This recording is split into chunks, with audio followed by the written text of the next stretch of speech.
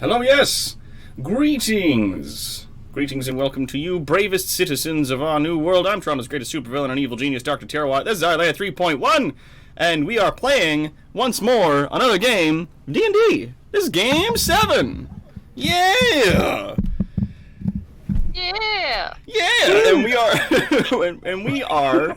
We are joined by our wonderful players here, minus one because she's not feeling well. But first and foremost, we got Steve the Sergio's coming in as our undead, Bloodborne-esque hunter, the Leshen. Whip it good. Sweet Jesus. We've got the ever sweet and soft articulate T coming in as Martis the Minotaur. Hello. Woo. And we've got Ninja with a Soul Patch coming in playing Gowl Umbrace, Grandpa Turtle. Hello, my dears. Ooh, I like that. And All right, we got Sass Health coming in playing Ophelia. Hello, my darlings. And last but not least, we got J-Nerd coming in playing Zephyr Assistrin, our draconian friend. Littlest Bean. Littlest Bean. Yeah. So I'm not actually monitoring the chat this time, guys. So if you guys are sending your love, I will look at it later. I love you, and I thank you for missing me last time. Steve's mic is on point for once, finally. Barry's like, Artie, Steve, Patchy Poo, Sass Sister, J Nerd. Yay! And Sass only gets caps favoritism. So. Poor Muffin. And hello, of course, to all of you wonderful people that we've got in the chat. KC has made it in because she wasn't feeling well today and could not go to work, so she gets to see her wonderful Banshee character that was brought in because it's fucking awesome. Hello. And hello to everybody else who is in the chat. We got let's go down the chat here. We got Clay Ghoul, we got Colonel John Skull, Kara the Volcano Shark, Lillian Warpath, we got Tomberry Queen, we got KC, of course, we got Quad in here, Estebane's here, we got all you lovely peoples. Yeah. And yes, I do apologize that I don't have like a new opening thing yet. Countdown Jobby. I have been either extremely busy or taking a little break as of late. For very valid reasons. For very valid reasons, yeah. I used to measure my personal success in, whether or not I could see my way through or force my way through certain terrible things that would be going on, and I realized that that was not always the best thing to do. So, in response to that, I have taken a little bit of time, or at least I've been slowly taking time for myself as things go. And that is... Yeah, that's what I'm trying, right? And we're all very proud of you for it. Well, thank you. Yes. But I do apologize for the inconvenience and for not being able to put out as much content as I would like. That is an unfortunate consequence to taking wee breaks. Now, no, that needs to go down. I'm going to say that. There we go. That works fine.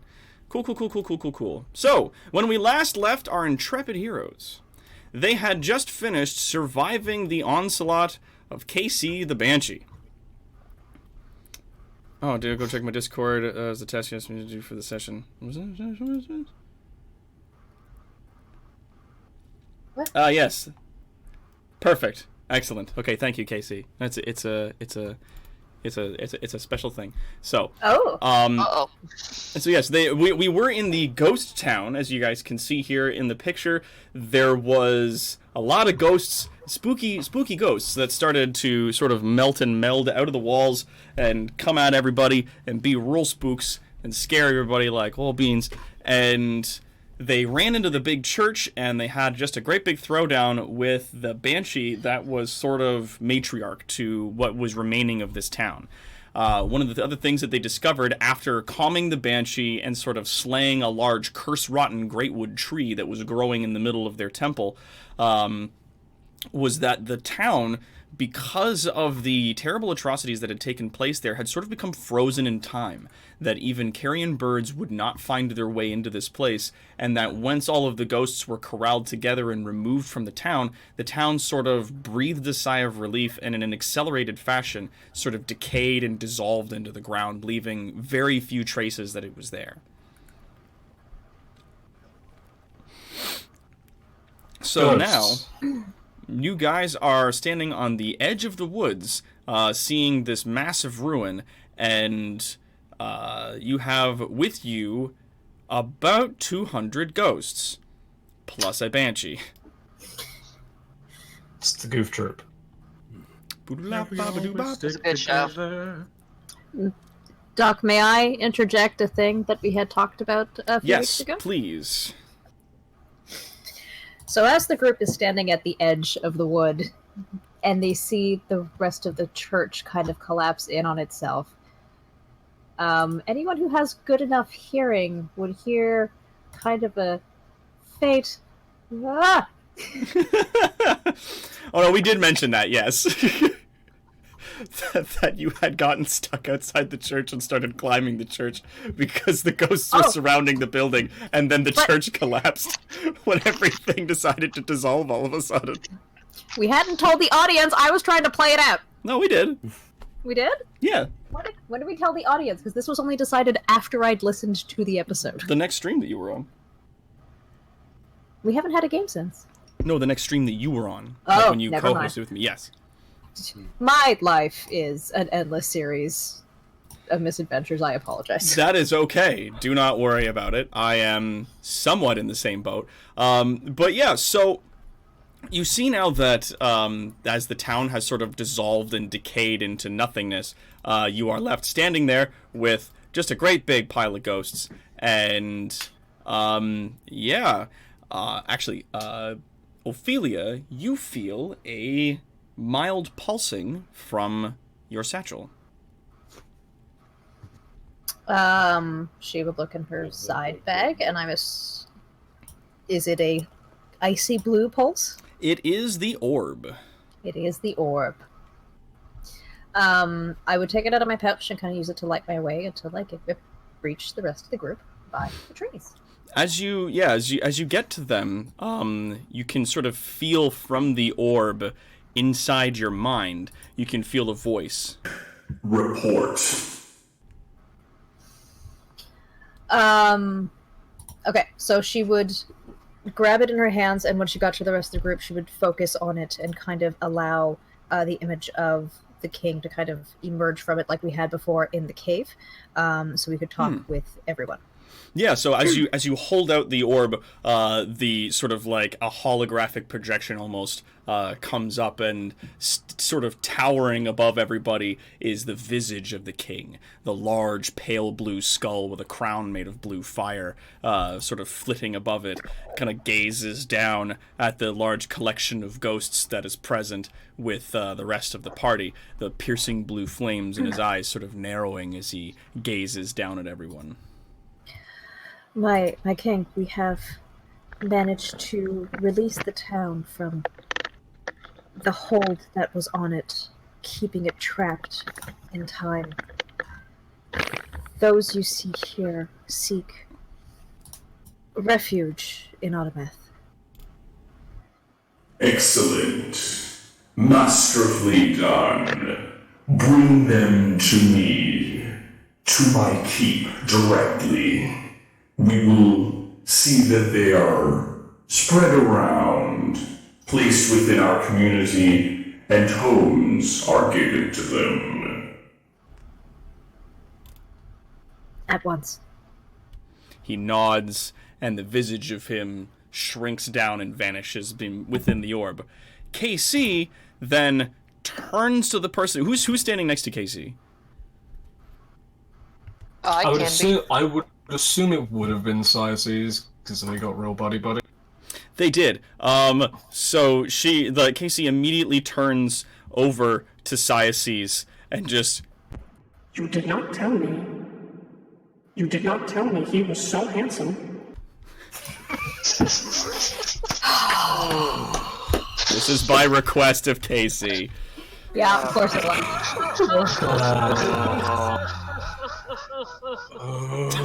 the distant We have laughing. our Albedo. There you go, Casey. That's for you. You can have that. We're having a new queen! I like to imagine all the party getting the JoJo shadows over the eyes, like. I get no jokes to Medicine, it. medicine, I don't know medicine, what you're medicine. talking about. I don't know what the fuck you're talking about. No, nothing. Just, nope. She sort of like pats down the sides of her dress, sort of straightening everything, and she's like, Yes, so, let's go. Yes? and she like gestures into the woods with everybody, and sort of like coerces people along, and we got ourselves. Claire's used 100 bits. Well, thank you. Claire! Woo! Appreciate you very much. And yeah, so you guys sort of form a large sort of train about 10 or so wide of these ghosts, and you lead them into the trees just as nightfall sort of reaches its peak. Should we warn the king? Esteban, that's cute. That's cute. Nah. And you guys make it into the woods. Cool. Well, it's nearly nighttime, which means gonna have to sleep. But are this still the same spooky woods that we were in before? This is indeed the same spooky woods that you guys were in previously. Matter of fact, we're gonna need some music. Here we go. Musak. Yes. Spooky, So you guys spooky. make it into the woods, and as because the sun had set, and then it was about several hours of the combat searching town, and then getting into the woods themselves. You guys pass by the opening where you fought the gnomes, and make your way into the woods at about 11 p.m. Oh, Suspicious Tumbleweed has hosted us with 13 viewers. Thank you so much. Hello. Aw, shit. Hello. Oh shit, son. Thank you. God damn. So yeah, you guys make your way into the woods, and as it gets to the height of the evening, a lot of the ghosts sort of, if you guys do make camp, they sort of corral themselves together. I say we do make camp because we've been through a pretty rough go of it. Like, not even if we all got hit, but like that was a tiring thing, staring down a banshee that was angry, and with low copious screaming. And I think we could all use a bit of a nap. Gowl goes off to a corner and sits by a very large mossy tree root and begins concentrating on a spot on the ground in front of him. It doesn't really say much to anybody. What else is new? Hello. Hello. So, well, first Les was going to get about setting up a campfire for our people who do need sleep. Yes. Hello. Hello. Marking out a tract in the ground, putting the laying down firewood, trying to set it alight, and such and such. Nice. Oh, and Mr. Anonymous has followed us. Hello, Mr. X. Anonymous. Zephyr has learned her thing of not being in trees. If there's nightmares that she'll fall out, so she's just leaning up against a tree. Hello, yes. Are you okay, Sass? Sass, We we've can said hear hi you to you if like you can- 5 times. Can you not hear us? Nope, she can't. yeah. So she's disconnected. Sweet. All right. What Mardis is going to do is, before he goes to bed, is there like a substantial amount of water, like the little pond down here nearby? Yes, there is a small sort of like stream that runs by into a small pool that's down there. All right. So Hello, what he's going Sasself. to do. Also, welcome back, Sasself. Can you hear us now? I'm Guess going to that's a take that as a no. no. Hard no. So what? She what is trying to Mar- speak, but we're not hearing her. Yeah. Because I can see the little thing on her lighting up, but it's not going. Yeah. Yeah. Hmm. Okay. So what Mars is going to do is he's going to go down to that little waterway and kind of find a bit of the bank nearby that he can kind of hide himself away from the others. And he's gonna have a bath because he's covered in like demon blood, and that's not gonna be particularly pleasant. Yep. Oh, can I change what Zephyr's doing? And she's going to the opposite side of that, and also going to try and bathe because she is completely covered in tree blood. Okay, I'm back. Hey, there you are. Yay. Hey. Lashin is going to do with his clothes because he can't wash rotting flesh; it will just fall off. So it's like just gonna clean my cloak. Not What's that entirely. attitude? The clothes that you have doesn't necessarily like your form. If you like your body, if you go and like scrub it with water, will hold together. The magic that binds you into your mortal form doesn't sort of like rot or clump off or anything like that, like it would for a lesser undead. Remember, you are a greater undead. So yeah, you have the ability to withstand sort of like, you know, getting into a pool and giving yourself a scrub. Time to get clean. Hello? Hello. Can you hear me now? Okay. Yes. Yes. Excellent. So yeah, What? Oh, go for it. That was a joke. Alright, so Mars gonna go down to that bank. He's going to basically strip down to everything except his like shorts. Okay. He's gonna wipe himself clean of the blood. He's gonna spend some time cleaning the blood out of his armor, and then he's going to, after that, redress himself, move a couple feet upstream, and then refill his water barrel, so it's not in the contaminated area. Yeah, and then Lashin's going to wash himself far removed downstream, so people aren't like cleaning themselves in dead people. Yeah, So- Zephyr is going to do the exact same thing, but even farther. Yeah. So Ophelia is going to perch on a rock nearby where she had kind of wedged herself in last time, not being covered in dried tree blood, having no need to wash herself, just being, I'm not. Just kind of like muttering to herself, I'm not getting in that water again. That's not That's fair. fair. No, not again. That's not cool. I don't want to do that. That's bad. So Gal, after about an hour of you all being away or some such, a small ring of glowing, like blue energy is sort of appearing in the space in the ground before him. And DM, he's attempting to mentally link himself with King Satyrus Black, as he has a question to ask. Curious. Okay, so by and large, as you stand there and you do that, give me a what's concentration normally? Concentration is It's Constitution save, with a That's it. DC of 10 or the Yeah. that's to not break concentration. So Yeah. So actually, do me charisma because that's your main stat for a warlock. saving throw or Yeah. cool. Okay, 11. sweet. Yeah, no. As you sit there and that ring sort of like glows around you as you sit and you reach out with your mind, it feels when you reach out as though you're having, because you can feel where the king is. Your connection to the king is like this rope, it's a tether, but it's going through some kind of obstruction in order to get to him.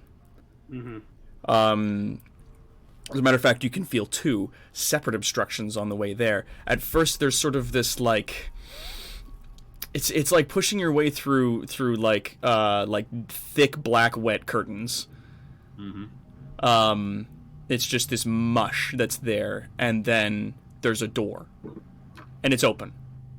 So you can follow the tether through straight to him. And I do so. as you sort of reach out with your mind and you follow that line, your connection back to the king, and you sort of, in that void, see his visage look upon you. My king, my powers have burgeoned within my mind, and there is something that I must inquire of you, my liege. Ask, and you shall receive an answer. From the moment your power filled, what you said was hollow and hollowed by something else. I felt a choice of thrice, a pact to bond myself further to your service, and my decision has been reached. He nods to you. The Book of Shadows. Return to me, and I will give you a tome. It shall be worthy to hold this name. So be it. Thy will be done, and my service unending. And he closes his eyes and lets the connection fade away.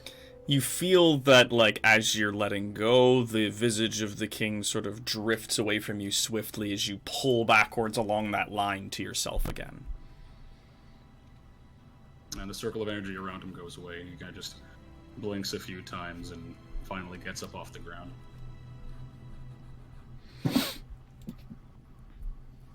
Groovy. Yeah, Raynor, Bone Daddy's a very giving patron. He wants to see his children live. We've got some good stuff. We've got Bone Daddy, Skeletal Father, Marrow Papa, Calcium Parent.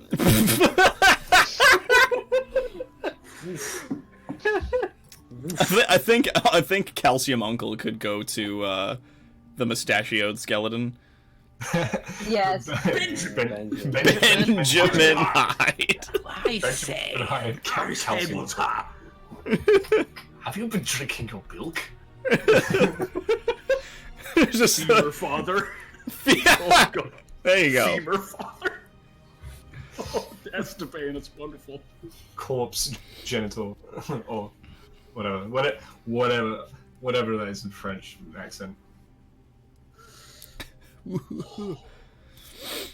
So yeah, what does anybody else do before turning in for the evening? Well, I don't sleep, so time to. You know what? You know the tree that I Tony Hawked down? Yep. I gotta sit on it, legs hanging over Sweet. the side. Ophelia's gonna kind of just go sit near him because she's within her 3 days of needing to sleep. And there's no way she's sleeping anywhere near here again. And she's just gonna kind of sit there next to Leshen and just kind of meditate into the orb. Just trying to see if she can kind of like commune with it and just yeah.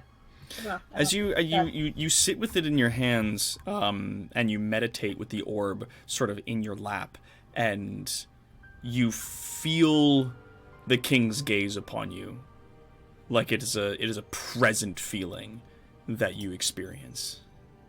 Okay.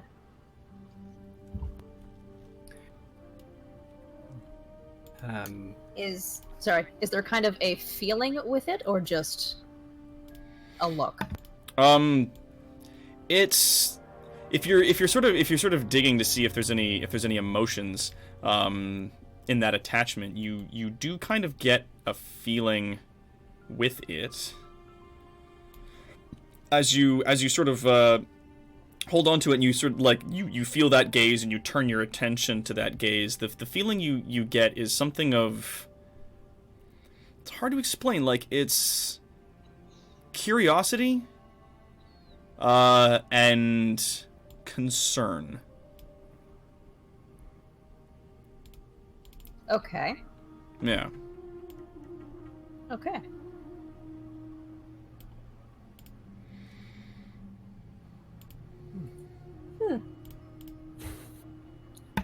Hmm.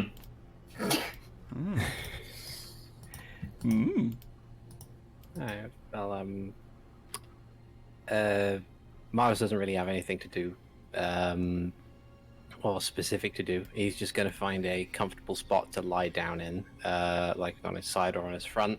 This time he will draw Dawn's courage and effectively, for lack of a better term, hug it as if it's a teddy bear. Because he's scared of these woods. He's just scared. Should be. All right, no, that's good. That's actually quite good. So yeah, you draw that and you kind of hang on to it as you go to sleep, and as you fall asleep with it in your grip, that does actually some assistance for you. Everybody else, where you guys laying down? Zephyr is gonna finish cleaning off, and she's gonna go back to. Steve, you said that Legion made a fire. Yes, Legion made a campfire in like a place where, like, if the ghosts wanted to like be in like the light at least. Then they can... So she's gonna sit by the fire and just like curl up, like still sitting, but like curl with her knees up and just stare into the fire, like. She does not want to go to sleep because of what happened last time, so she's, although it's going to torture her, she's forcing herself to stay up. Come without rest. Gowl will go next to Zephyr and just sort of sit with his eyes closed. Good. All right. So, as everybody starts drifting off to sleep, for the most part, it is a uneventful evening. Things go relatively well. Then, nearing about 4 in the morning, son of a... just in the dead of the dark, Leshen, could you give me a perception check? Cool. Because you don't sleeples. Oh, I do not sleeples. Well, I also do not sleeples. Well, at least not right now. So, bam. Unlucky Zephyr's roll. also awake. Yeah, you got it over. Because it was a low one. It's. Oh well, then once again, like, my passive perception's 12. So. Oh, okay. So then, yes, that's your passive. What's your passive? Jaynard, Zephyr, what's your character's passive perception? That is 10 plus your perception. 10 plus my perception. Wisdom bonus. 11. Okay. Cool. So yeah, you both got that then. That's Did good. I roll? Oh hey, I haven't rolled. Ross cheered 700 bits. Thank you. Yeah, you can roll. Oh, You can roll if you want to get better to like perceive something more, but your passive perceptions, you do notice something. No, I forgot that passive perception was still a thing in 5th edition, because it wasn't in 3.5. You had to like actively roll for stuff. So this is good. This is good. So with passively, both of you. Sorry, what was it? What was it you want to do? I'm not seeing this just because I'm meditating, or. As you are meditating, you would not see this if you are meditating with your eyes closed. No. Yeah, you wouldn't. No, I'm not meditating with my eyes closed. Oh, okay. Rob gave another 100. Thank you, Rob. Woo. Appreciate you, my friend. Oh my goodness. So as you guys are there, and yes, Ophelia, if you are just meditating, then you would also notice this. Okay. The ghosts that are huddled over near one side of the pool, with Casey sort of standing at the middle, and a bunch of them have sort of crowded around her, all facing inward. They're not sleeping per se, but they all have their eyes, quote unquote, closed and their heads bowed, and they're all sort of standing there, and you see them collectively start to flicker. They sort of start blinking in and out of being there, and sort of shimmering and shutting on and off, until, for the most part, they vanish. Now we're going to cut real quick. Because the second that happens, the trees and the forest get darker. And a darkness grows in, and we are going to cut very quickly to the inside of Gowl Embrace. Oh, fuck. Not again. Oh, fuck. So... Friend? Oh shit, Scoob! So it cuts to the inside of Gowl. You are having yourself a dream where you are exactly where you are in the woods, but no one is around you. And the trees, as you can see, they get a bit darker, and above you, instead of a darkness, you see large tentacles start to pull their way down from the branches. And then Try to move. Oh, you can move. You get up. And as the tentacles sort of like slither their way down the trees, gripping them around the trunks, in the large water pool beneath you, a great eye opens.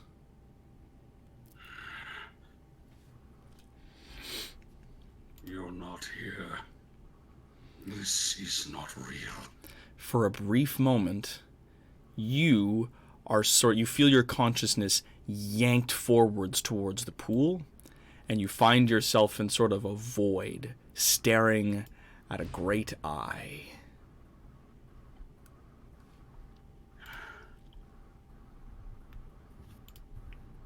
And sort of looks at you unblinkingly. There you are.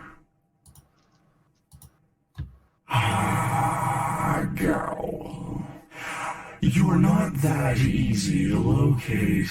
I was beginning to think you didn't want to be found. Keep your iris off my hide, beast. You forget. I made you hollow. I touched your spirit first.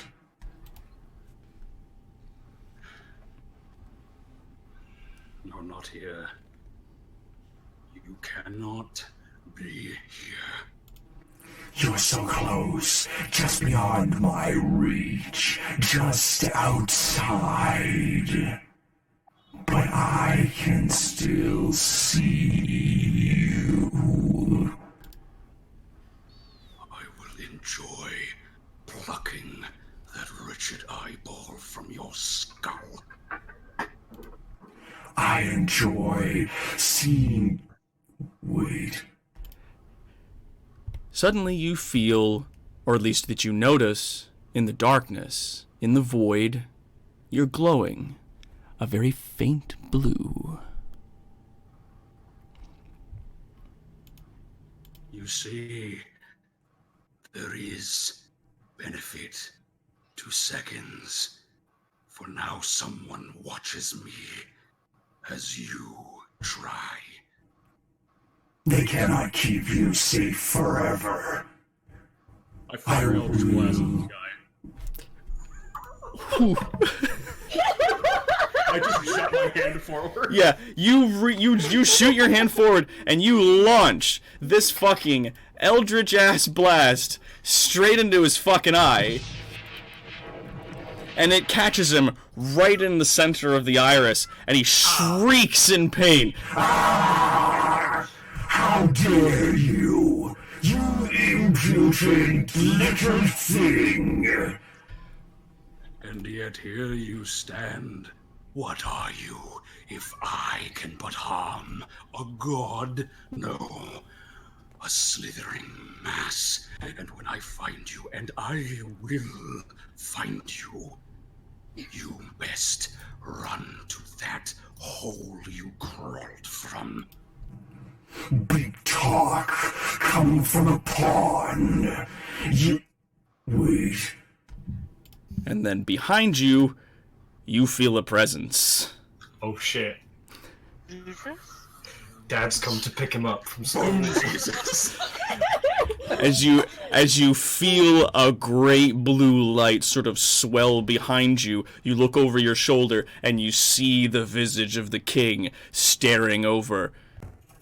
Don't you ever speak to my son again.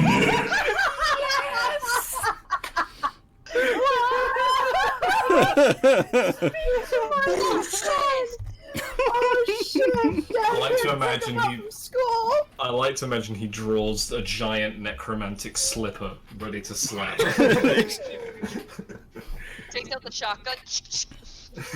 Get off my lawn. Oh my god. Get off of my lawn. So, just the entity manages to squeeze out just a handful more words before the connection is suddenly severed. You. I didn't think I'd see you again so soon. And then there's an explosive cut to that connection, and you are quickly shunted back to the woods. Oh, don't ever speak to my son again. That's great. I'm sorry. I just needed to I'm done. He like rockets backwards into a tree and like just kind of lays there slumped a moment. Yeah, you wake up. And the also thank you very much for the bits, Kara. And Rob, I appreciate you guys so much. The second you suddenly sit up awake, the ghosts come back. The additional darkness that seemed to have hung over the trees recedes.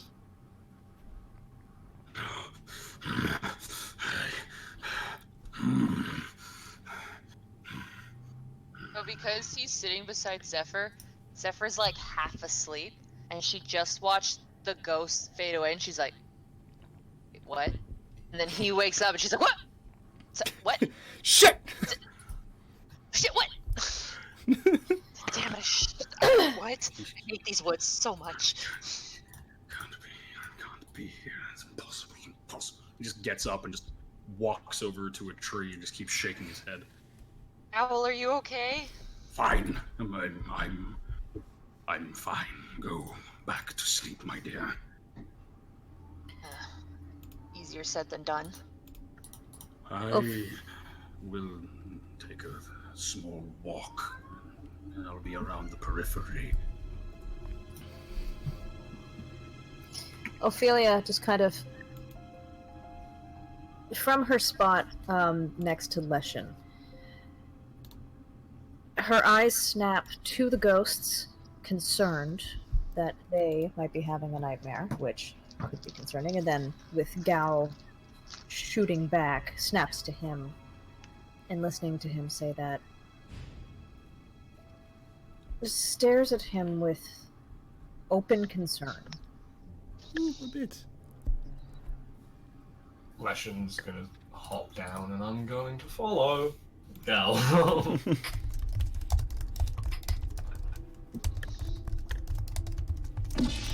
Whoops. You. Random explosion. I And then- explode a tree. Just typing a little heart in there for the chat. Sorry about that. All right, so yeah, you guys sort of hop over to where Gowl is by the tree. You can see he's got, I mean, as much as a turtle can sweat, he's got a bit of sweat on his brow. He's catching his breath. He's just stroking his small goatee. He's just looking at a tree. Little turtle beard. He keeps like fiddling with his little turtle beard.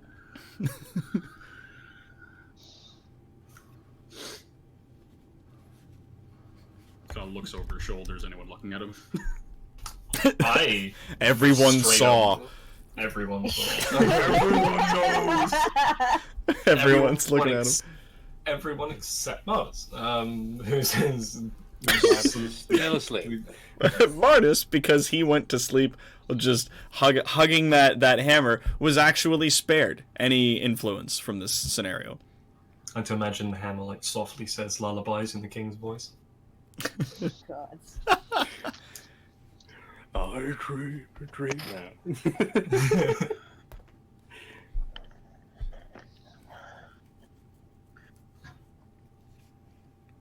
Bastion speaks up, and evidently that wasn't beneficial.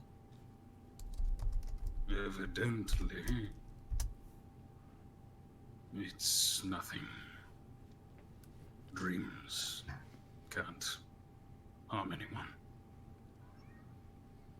Just let me catch my breath.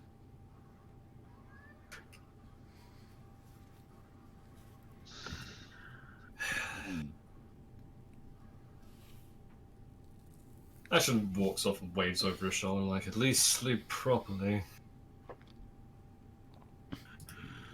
Fair enough, fair enough. He walks back and grabs his bedroll and just attempts to roll over his sleep. You spend the rest of the evening unbothered. Sleep comes relatively quickly. Oh, thank you. Thank you for more into bits, you guys. You guys, you're doing so great. But yeah, you guys don't you don't see anything else for the rest of the evening. Those of you who rest well. Lushan, before he heads back to the spot on the tree, is going to go over to Zephyr and, like, crouch down. Like, is Zephyr still curled up, like, knees to the chest and whatnot? Yeah. Okay. And in his best, trying to be socially adjusted as possible, is going to ask, "Are you not able to sleep either?" These woods, don't like them. I don't feel comfortable around them. Just can't close my eyes. Don't want to.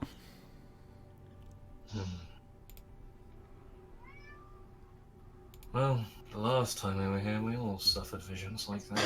And now, one of our number has done so again. I do not blame you. He then stands up, pats himself down if he was sat, and says, "Would you like to go for a walk? Clear your head a little." That would be nice, yes. And she stands up too. I can show you the world. Yeah, like Tarzan sliding down all the trees. Two worlds, one family. Trust you. So yeah. How far do you guys wander from the group? Not too far from the camp. Enough so that we're circling around the trees, but still you can look in and see the fire. So, okay, yeah, so you don't go far at all. yeah, just enough to walk around and, like, maybe, like, do a bit of, like, hopping over some trees, just to, like, be a bit active. She stumbles into his arms. No, I'm joking. And then, So yeah, you guys are kind of taking a little walk around the trees. Just a quiet walk, because, like, I think everyone needs to cool it. So, I go for walks when I'm angry. So.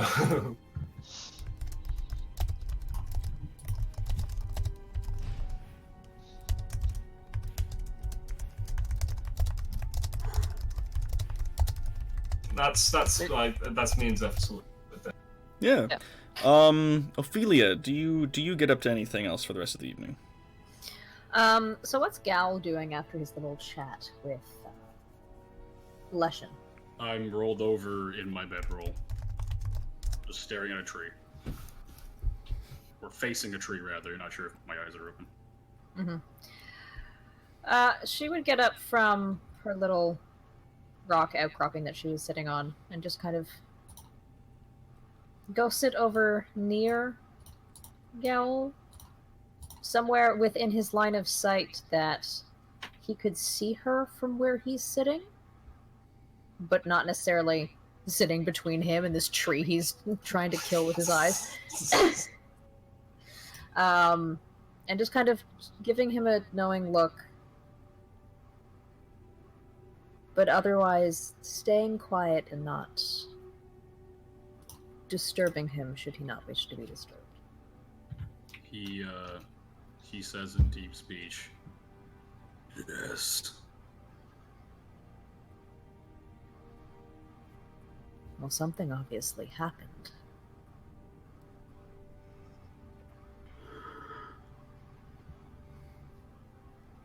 He switches back to common.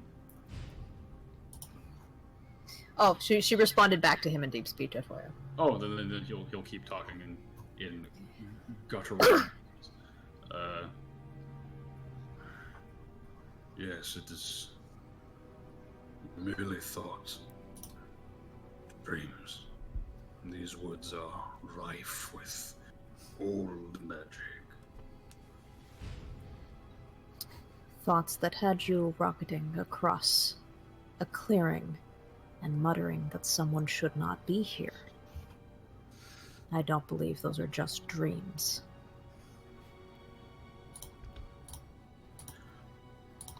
Perhaps, but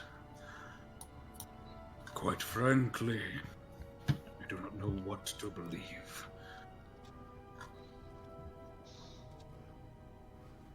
But what do you think?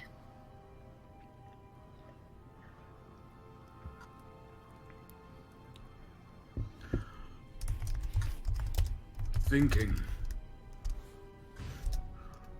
without enough basis is dangerous, but opinion, shot in the dark, perhaps something is trying to play upon my memory, play upon all of us, judging by our first foray into this forest.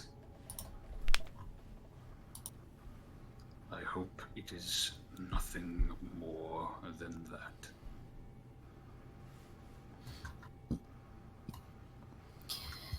She kind of... Ooh, give me a sec. Wait. Oh no. Oh no, I think I know what you're gonna do and I'm not gonna say it.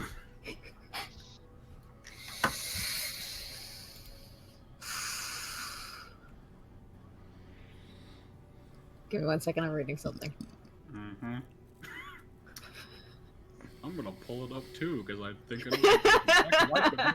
I'm just gonna pull it up so I have it in front of me too. Uh-huh. So I know how this works.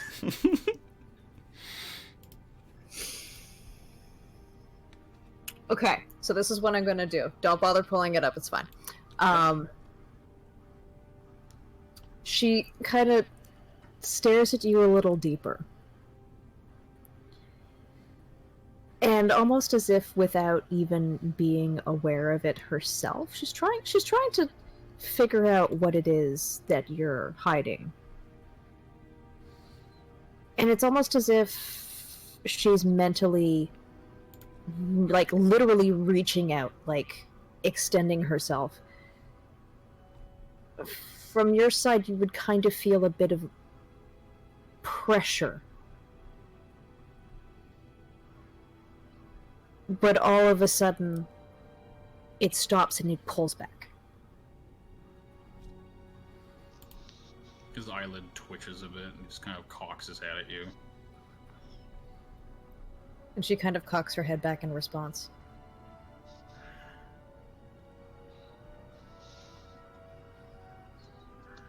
And says nothing.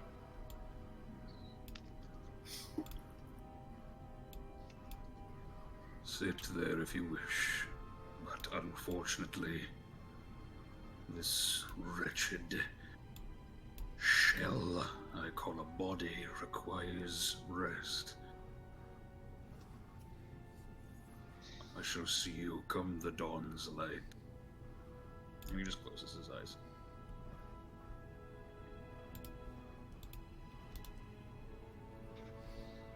She'll just sit there quietly all night, just keeping an eye on him and meditating on the orb. You still feel that sort of presence as the king sort of has an eye on you. You said curiosity and concern, correct? Mm-hmm. Okay. Alliteration party. A cunning linguist. Ha.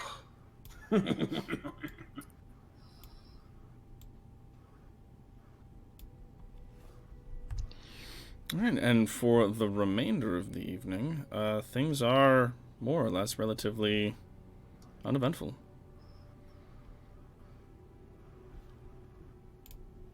And as the dawn slowly breaks, following the next day, eventually you guys find yourselves there. The ghosts, after the sun comes up a little bit, you can see like the sun's rays directly when it hits one of the ghosts. It kind of like it doesn't necessarily like erase that part, but that part becomes much more translucent. And yeah, they all sort of like wake up, quote unquote, from their state, and they follow as Casey then like comes along and checks on each of you to sort of get you up and collect everyone to continue on. Fair enough. Bone Daddy's the anti-Freddy. Nice rub. He protects you in your He dream. protects, he attacks, but most importantly, he is snack. No, he pretend. Yeah. Jesus Christ. Thicker than a bowl of oatmeal. Bone marrow. Anyway. Buddy's got a bone dick the size of a Pringles can. Jesus. Guys, God. can we not? Swiftly moving on. Balance light. So yeah, does anybody get up to anything in specific the following morning? Just ready to roll out. Clears out the campfire. I'd like to think that Zephyr got at least like an hour after the walk, an hour of Yeah. sleep, but she's still like feeling stuff, so her like hood is over and she's like crunched over, and she's like, if she could have sunglasses and a giant cup of coffee, she would. She's like, I'm done with everything right now. If those existed. I offer her If those existed, she would have them. She would be hungover, but she's just sleep deprived. I offer her some of the log. And also, thank you very much, Casey, for your fucking amazing donation. You got us 1/3 of the way towards our new sound mixer. Thank you so much. Oh shit! Boom! Oh, heck Damn. 50 of them dollary dues. Thank you so much. So fucking great. Oh my god. I give you. Mwah. Thank you. Does he get to sing? Does he have to sing? Does he get to sing? What thing? Sing. What? Sing something. Sang last time. Dance, monkey boy. I'm lost. I don't know what you're asking for. Sing. Then that you got to a thing, you sang your. No, we never made that one. Like we never actually made it to that donation thing, so I just basically like I had to sell a bunch of things in the lab in order to finish making up that money, and then we moved on to the next project, which was the sound mixer. But we will, once we finish donate, once we get this one funded, we will have ourselves a little karaoke day, don't you worry. We're $95 off of that, so. I don't have. Nice. Nice. Nice. So, you guys, as you guys get up in the morning, you kind of like, pat yourselves off. You pick up and clean up everything that you're doing, and start making your way. And by and large, it's a peaceful and relatively uneventful time as you travel through the woods. The sun peeking in through the trees feels comfortable, and in a way, since the first time that you traveled through here, feels like it's you still have that feeling that it's thick with magic, but it's not menacing as it was previously. You don't still hate these woods. Yep. Nope, still hate them. Still hate these woods. But you no longer feel that lurking sense of malice sort of beneath the roots anymore, as you make your way to the edge of the woods and into the monstrous wastes. Hey, back here again. Yay, home! Yeah. As we're walking, like, Leshen is going to be keeping it the same pace with Zephyr, making sure poor girl doesn't fucking collapse after not having enough sleep. Oh, as soon as she got out of the woods, she's like, I want to go sleep now. Yeah. And yeah, you get out of the trees, like the trees sort of become sparse as you make your way to the edge of the forest, and then eventually there's like a layer about 100 feet or so of just deadfall, where like the trees have sort of rotten and fallen forward, and you make your way back out into the wasteland that is sort of devoid of energy. A lot of like gray dust and crumbling stone making up the majority of this space. As you're following the path that you once took, you, at least following behind you, as your group moves, is a train of about 300 of these fucking ghosts, plus this banshee. You do, once again, come across this ogre. Troll. Right, that guy. There is a large ogre sitting on the side of the road, and it's got sort of like its back is largely made of stone that seems to match almost in color the rest of the stone that's around it. But it's this great huge creature that sits almost 15 feet high. You imagine if it was standing, it's sort of sitting, has its loincloth and a large sort of dead tree for a club sitting next to it, and it's just kind of passing the time. It's not really doing anything. As you guys walk along the path, it looks over to its left and it sees you, and sees the fucking train of undead that's behind you, and just Ghost train. sort of doesn't say anything. He kind of puts his hands together in his lap and he taps his thumbs together. He looks up at the sky, just I like to think this is the Infinity War, like Russian goes up and drops the Taco Bell in his hand and keeps walking. drops the Taco Bell. Yeah, he's just kind of sitting there, tapping his thumbs together. He's doing his best to not react to everything that's going on right now. If Leshen does look over and catch eyes, he does like doff the hat and like a, yep. Yeah, he kind of like, his eyebrows are way up from where they normally are. He's got a mixture of like alarm, Perception? Yeah, do me a perception. Babu. Oh yeah, you immediately tell he is sadly attempting to bluff the fact that he is very concerned. Yay.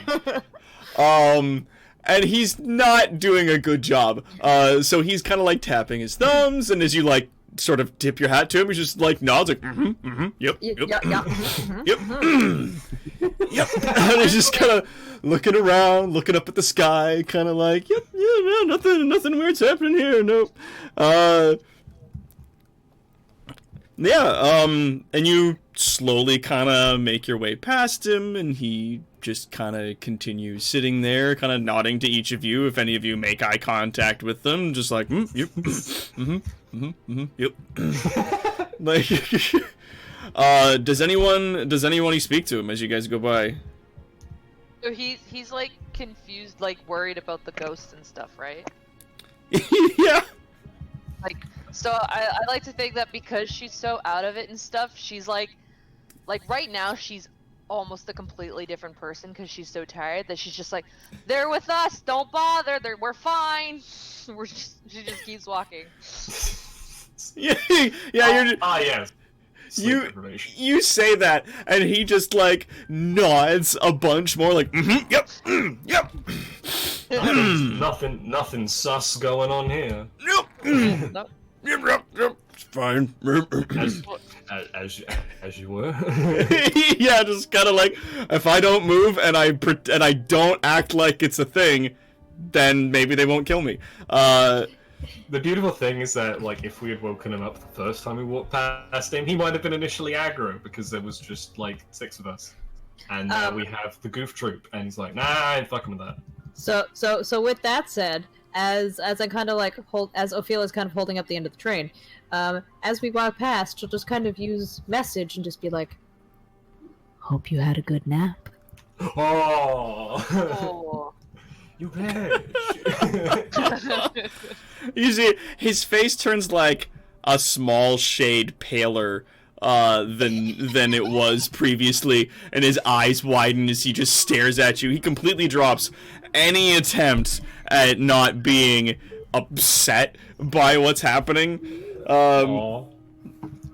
He just sort of silently sits there and stares at you guys as you continue walking. Does anybody else say or do anything? Ophelia, you're scaring the strays. Okay, you wouldn't have heard this. It was a message. It was telepathically done. No one knows I did But I this. can see his face. I don't know if you like, can. so- You're at like the back of a fucking 300 ghost train. Even if they're Yeah. walking 10 wide, that's still 30 deep. So Yeah. So I'm at the back of the train. Fletcher. Yeah, I would have Steve, been you leaving. didn't see shit. Yeah, so fair. I've already been like, yep, as we were.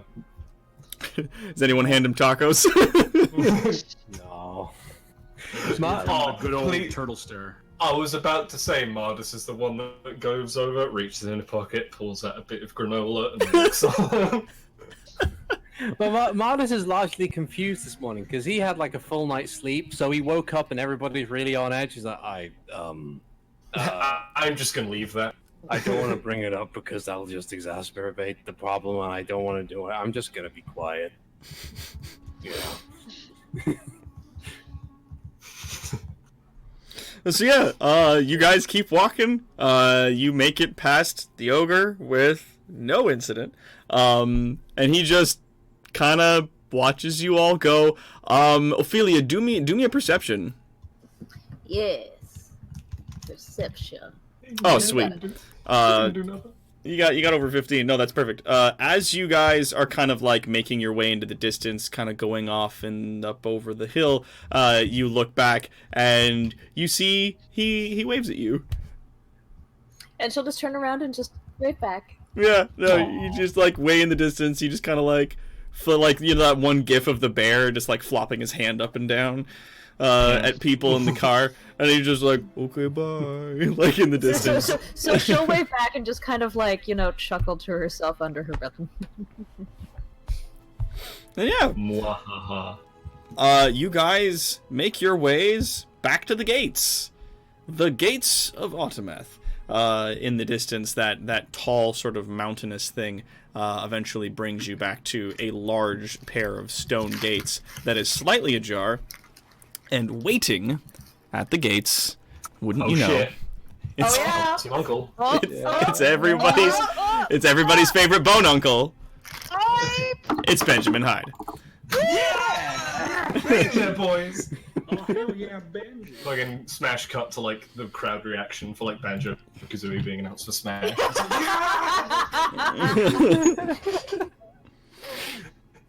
Benjamin Hyde bones the competition. So yes, waiting for you guys out there is Yes. everybody's favorite bone uncle. It's Benjamin Hyde.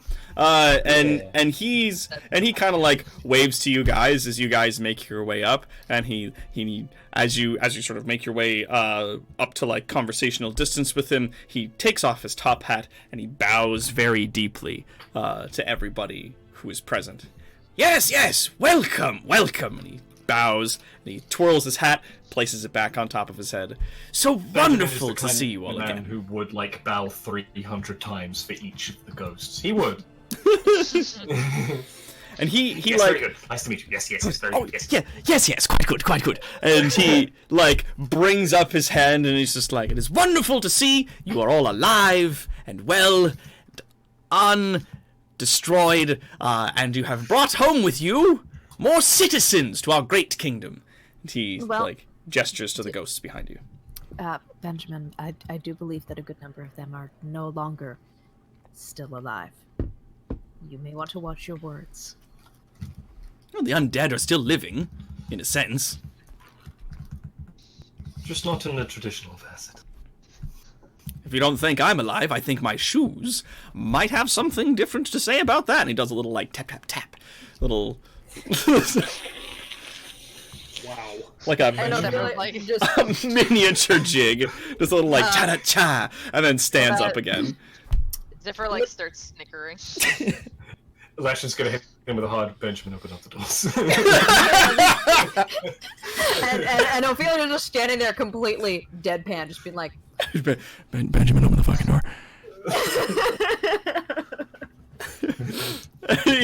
And he looks at all of you.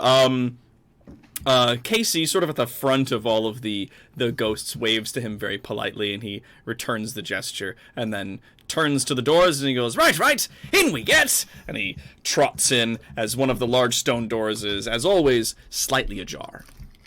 And everybody sort of files their way in. A door. You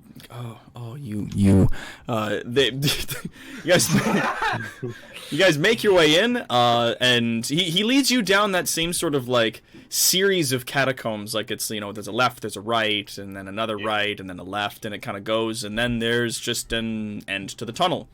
And very much like platform 9 3/4, he just continues trotting forward until he vanishes into the wall. I follow. There's a brief there's a brief moment where like the ghosts kind of all stop before the wall, and as Benjamin vanishes into the wall, one of the ghosts about 3 or 4 steps behind KC is just, what?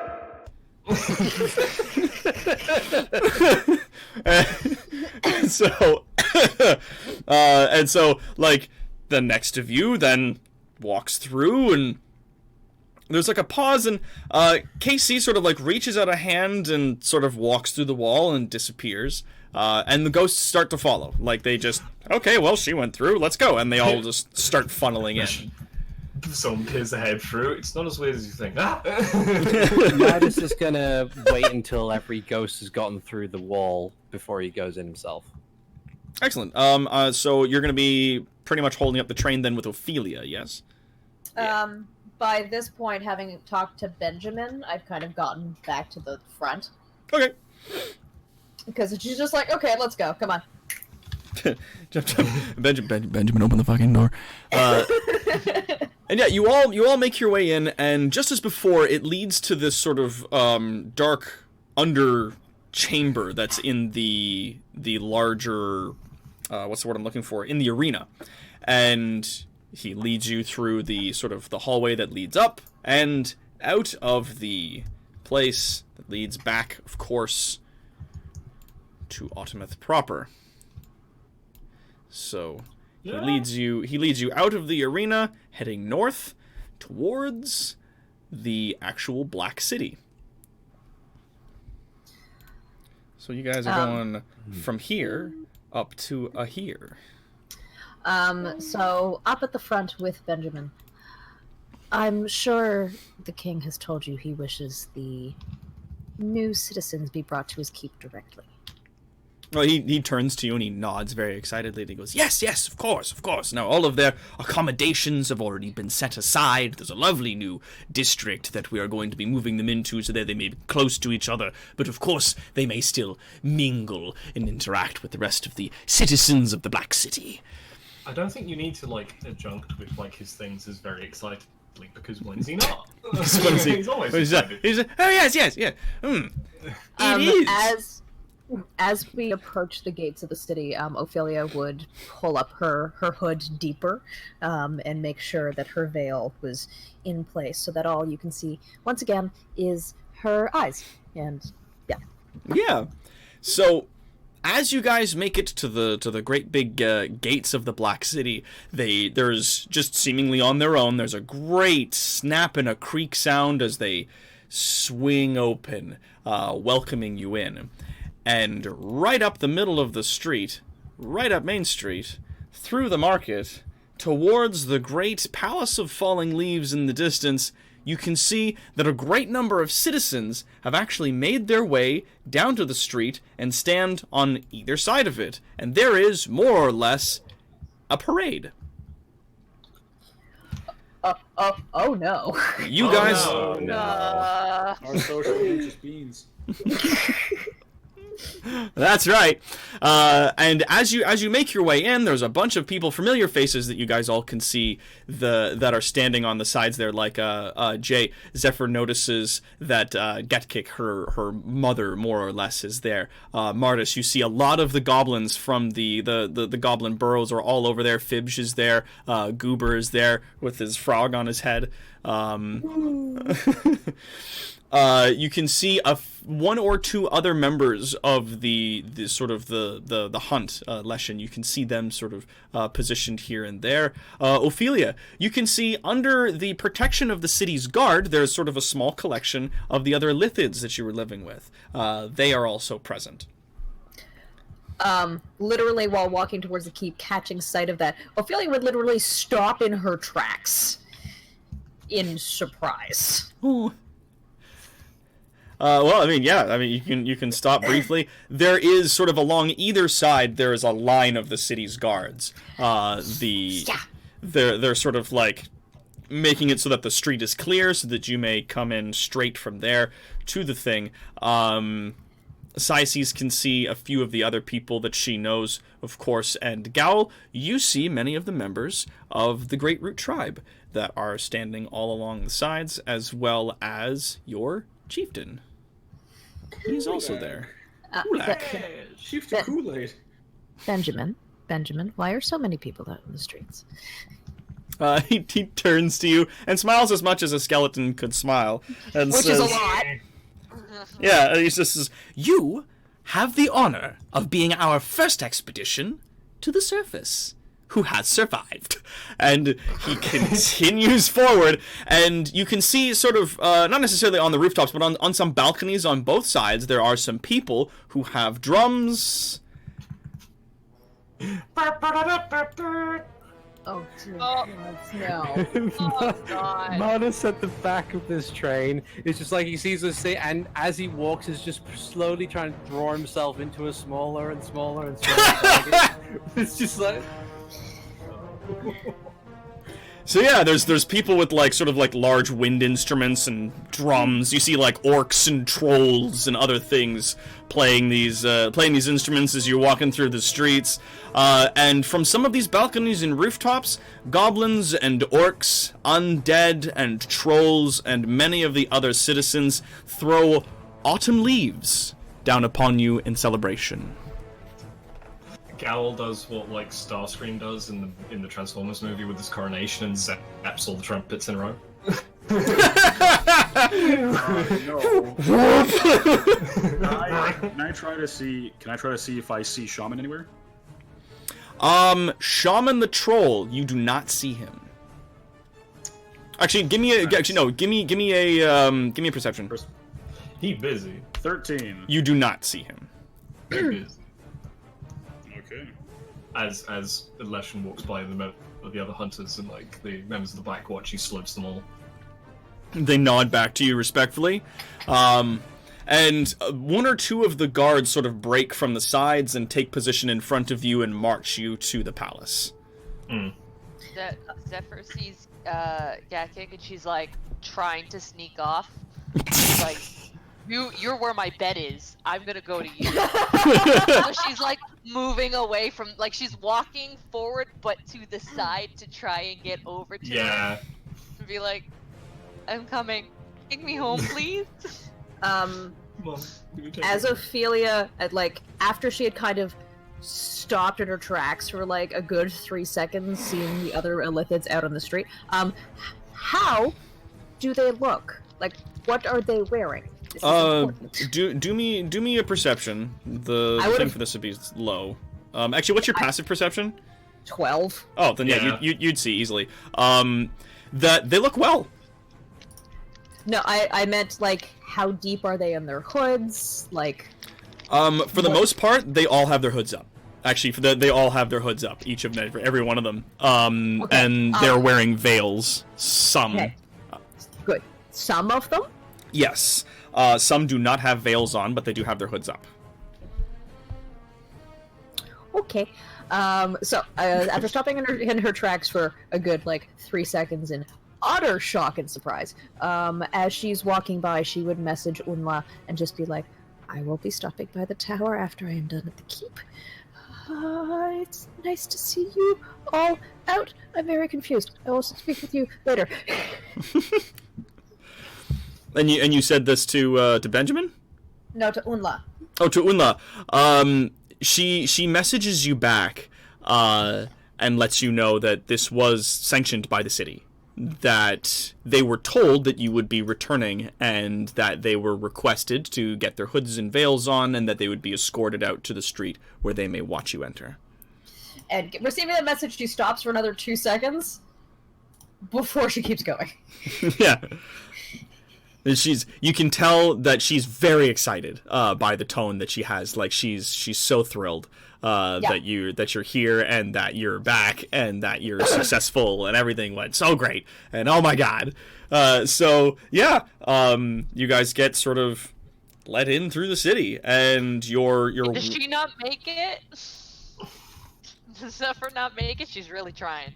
Oh, you're gonna actually try to sneak off? Oh, she's really trying to sneak off. She give me do parades. She give me doesn't do stealth. anything like that. Cunning action hide. Give me a stealth check. Oh yeah. She out of there. Yeah, no. That was a DC 20. And yeah, no, you got fucking you rolled a 16 plus 6. So, yeah, you kind of like slow your pace a little bit, mingle in with the ghosts, duck down as they're kind of like moving very, very thickly through the center of the street. And as the guards sort of like step off from the sides to take position in front of you, you like take that as a whole and sort of like scooch in between them and then go and snuggle up in under your mother. Please take me home. I'm tired and I hate it. She coos and giggles at you and then sort of collects you and sort of like ushers you out under her cloak. I'm free. Hooray! The rest of you are taken to the palace, and you are taken directly into the throne room. Now I feel bad that I'm missing this. Well, whose choice was that? Okay, little black bean was tired. And that's and fair. She doesn't like being surrounded by people. Go sleep. As we approach the keep, Ophelia would take the orb out and hold it in her hands as they walked into the throne room. It definitely pulses with more energy as you approach the keep and as you enter the throne room. You can feel like that thrumming that comes through it. But as before, that feeling of standing in front of a speaker at a concert, just that thrumming energy of being in the presence of the king, doesn't affect you anymore. You still notice that it's there, but it washes right through you. The ghosts, not so lucky. You guys make your way into the throne room, and their numbers fill the throne room and spill out into the hallways beyond that. You guys make your way up to the king as he sits in his throne, and as you approach, he stands. Benjamin, of course, as the king stands, kneels. Ophelia sinks to her knees. Everyone kneels. Modest takes a knee. Zephyr takes a nap. It's like big ceremonious thing in the throne room. Smash cut. Excuse you, she does not snore. Thank you very much. Not that she knows. She whistles. little whistles. But yeah, as you all come in and you kneel, then the king gestures with his hand that you may rise. As all of you have knelt, though, the KC and all of the ghosts fell to a knee and then all rose with the rest of you. He takes a seat back then on his throne and sort of narrows his eyes at this great expanse of the undead that now fills his throne room. My lord, we brought them here as you wished. My children, I am pleased. You have succeeded where so few have even survived. Thank you. In your presence, you have brought hundreds more into our kingdom. Our numbers swell, and with it, our power. Our family grows.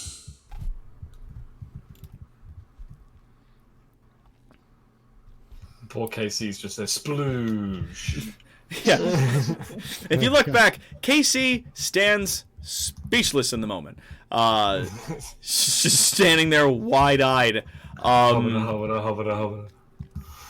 He stands from his throne and steps down the steps towards everybody else, and just as before, sort of like reaches out and places a hand upon the center of her chest, as she did with the rest of you.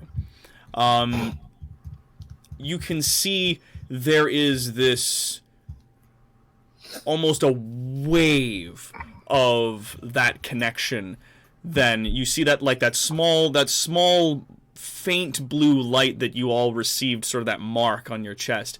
When he removes his hand, you see that mark is also now upon her, and it fades away again almost just as quickly. But then that mark cascades through all of the rest of the spirits that are present. So they all now carry the same mark. And while they were standing in the throne room, you could tell that like oppressive presence of energy was affecting them. Now they're fine. Many of them take solid form now that they have this mark, now anchored in this realm.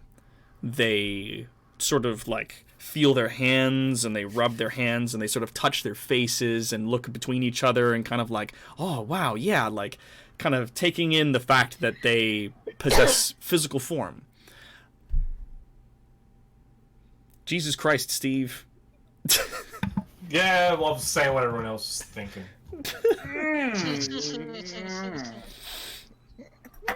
The king doesn't say much. He nods, impressed, pleased. A lot of mops. Get the mops. Go spooge everywhere. That one ghost in the back just Gross. she slimed him, right? Yeah.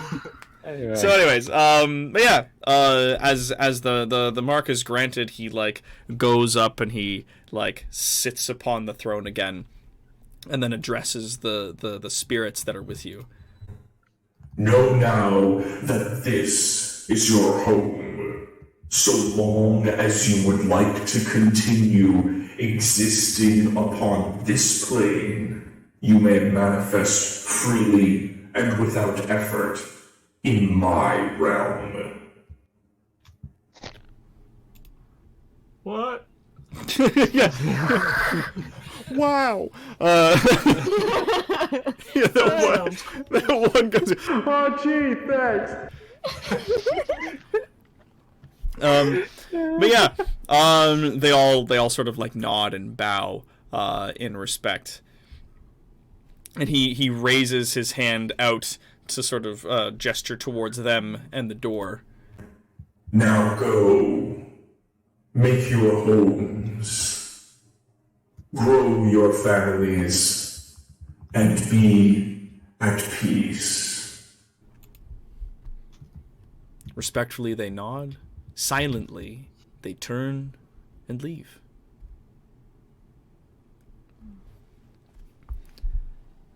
He turns his attention then down to the rest of you. As you may have known, your presence upon the surface did not go unnoticed. Unfortunately, we ran into a band of halflings, and their leader managed to get away. You see the flames in his eyes burn with this cold intensity as he glares into the distance. Oh no. At which point, Leshen is just going to be like, huh? Yeah. Oh no. He was known to you? Him and his band of ankle-biting filth found their way into the tomb on more than one occasion. They seem to enjoy appropriating things that aren't theirs. What actually led us to make agreements with Miss KC there was a statuette that they had stolen from the village. Such is their way. Little bitches.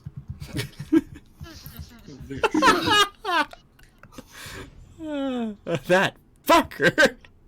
Oh man, Kara, coming in with them 500 bits. Thank you so much. Woo! Thank you, Kara. Oh damn. Keep saying Bromo Nubs, we'll get more. Bromo nubs. Yeah, Nugget ass. he nods. They never made their way into Autometh proper, but they did make their way into the tomb abandoned above. Some of them still escaped with their little worthless lives. Well, we managed to end a good few of them. Good. Yeah, I was waiting for that. As she says that, she drools just a little bit. Nice! Whoa, what? Gross. The bad Piper's dead. Nice. That's not what I was. Yeah. You ate his fucking brains. Yeah. Did you ascertain the location of their fortress? I did. Good. That will be of use to us. Now, second to this, there is another matter. You were noticed not just by some thieves of the Empire. There was more that saw you upon the surface. Gowl. Clattering his cane against the ground. He's trying to hold it still, but it's like popping, like the butt of the cane is like kind of like tip, tip, tip, tip, tip, tip, tip, tip. Yeah. An entity tried to reach out to you. I am aware. Or at least I thought I was. I had hoped it was merely the forest's magic. And I had hoped that perhaps you may pass beneath their notice. That does not seem to be the case. It would appear as though you were somewhat of a favorite to this one.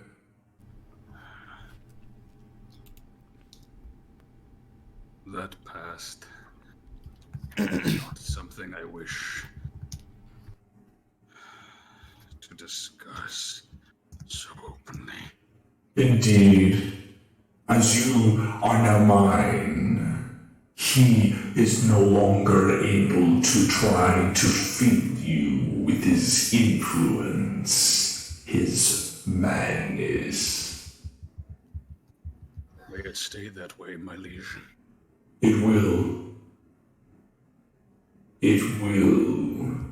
As you are all my children, I will protect you with the best of my abilities. And the best is more than a match for his will. That being said, my influence has limits to how far it can reach, and so does theirs. We can do little more than speak and observe much of what happens on the surface world. This other entity It is an underlord, much like myself. Oh. Ah, shit. Well, mainly because there's more. There are other tomb cities besides Artemis. Not quite like this. Our city, our kingdom, is ours, and there are no others like it, I can promise you. However, there are other entities that exist that are not unlike my power. His reach. It is far, not just from his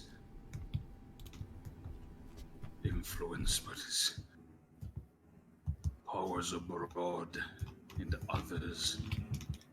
He finds ways to slip in and out, cracks in the veils. Such is the nature of poison. Theirs is a poison of the mind, a poison of the soul. And unfortunately, their presence, their knowledge of your work upon the surface has accelerated some of our plans. And what would you have us do next? He turns his attention to Ophelia. Your home. The place where I rescued you and the other children. My home? Yes. The cave. The place where the other mind flayers, illithids, deep creatures. But is there even anything left of it? He nods slowly, and you can sense almost apprehension from him. I understand that it may be difficult to ask this of you, but you must return to this place. There is a relic. I will need it. You will need it in the trials to come.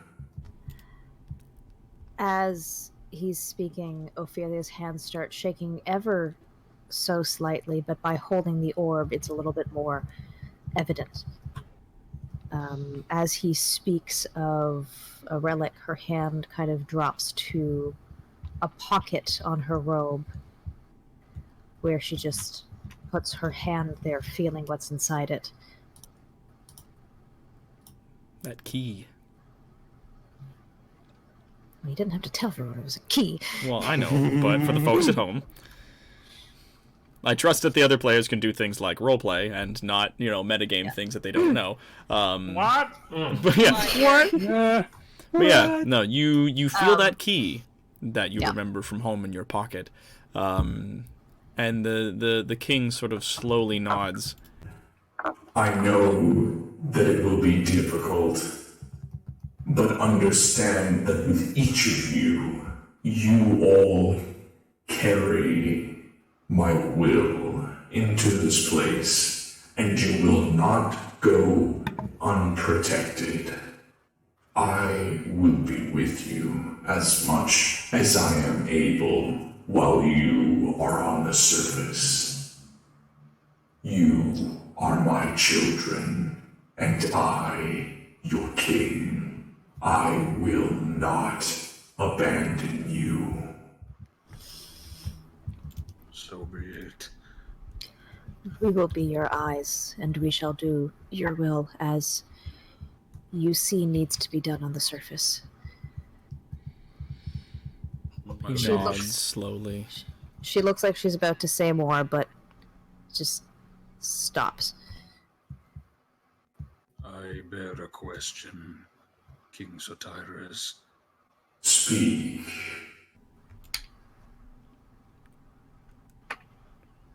I do not want any of that thing to impede our business, and yet here we are. I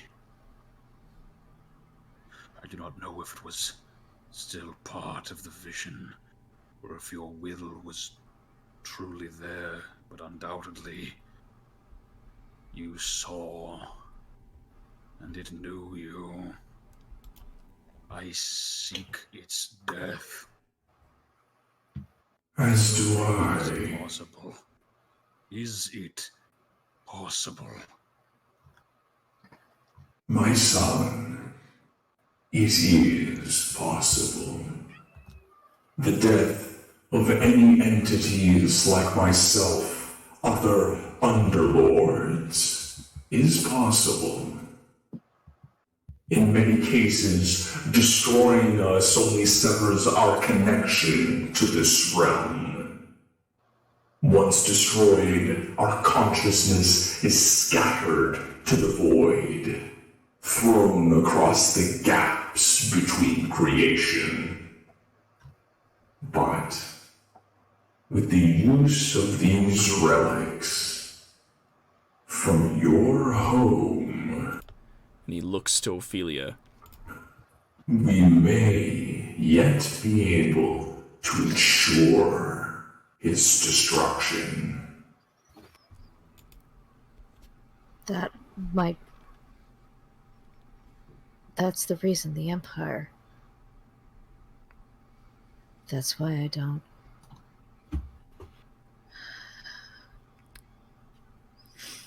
He nods slowly. They, your ancestors, once served this entity. Gowl looks real slow at Ophelia. Like he's just aghast.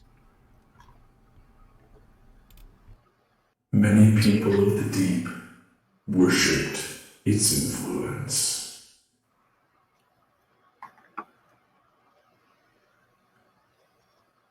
Ophelia looks at Gal. Do you have something to say?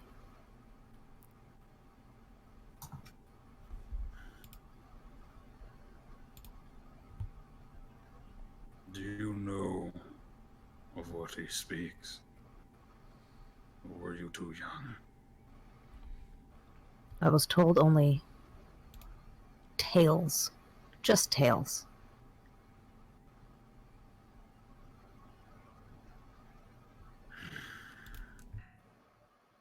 But if it is true, he didn't save us.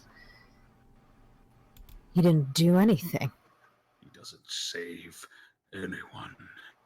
He promises and promises, and then only takes. Such is the nature of poison. Toxins and venom have their use for sure. They are a tool, and that is exactly how they see mortals. Tools, pawns, little things. But I know that you can be so much more. And so, yes, in your hour of need, when the Empire came for your families, for your parents and grandparents, for your friends and loved ones, they abandoned you. I knew nothing of him. As I said, just stories. I was barely more than Barely more than a child. Gowl looks at the ground a bit, and he kind of just stops looking at Ophelia.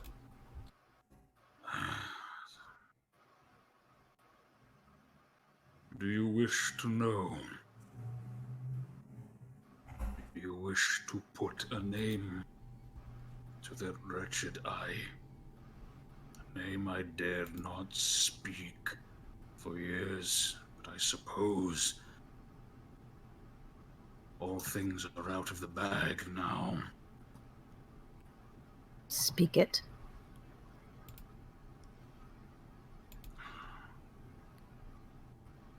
The horror that waits beyond, the unblinking eye with stalks unending. It is known as Umbalau, the ceaseless grasp. And it is ceaseless. Whatever the eye cannot reach, the arms continue. And it has been my sole mission to take back what he took from me. And now it seems he has taken from one I have earned quite well to respect. That will not do. And if you seek as I seek, and as our king seeks, then I shall aid you as well in making sure that Umbalau never opens its eye again.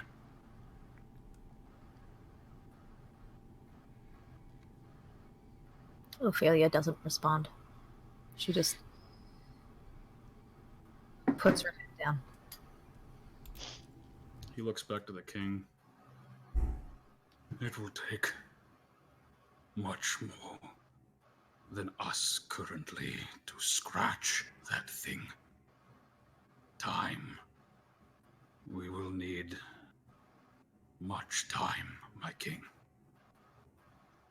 It wounds me to inform you that time is a luxury we no longer possess.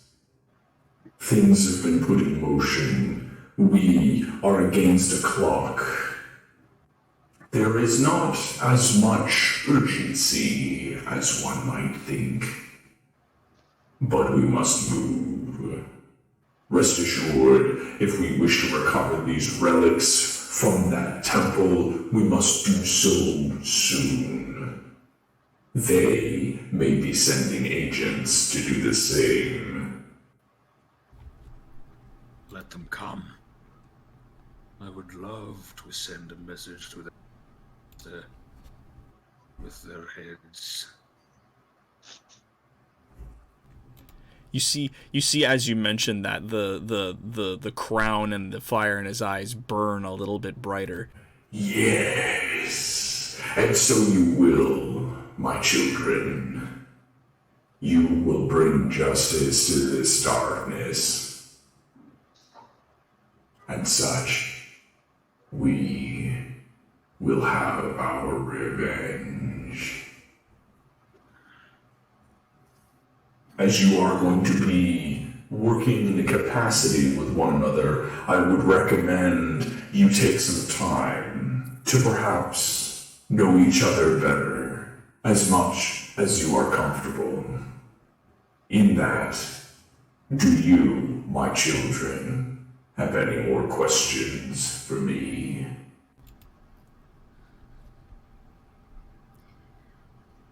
A moment in private, if possible.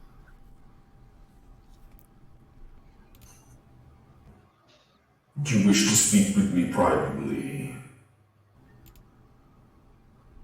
If possible, my king. That can be arranged. And the rest of you, have you any questions?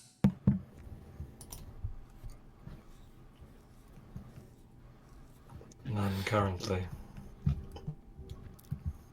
Martis ponders, but then shakes his head. I but have the one. Speak.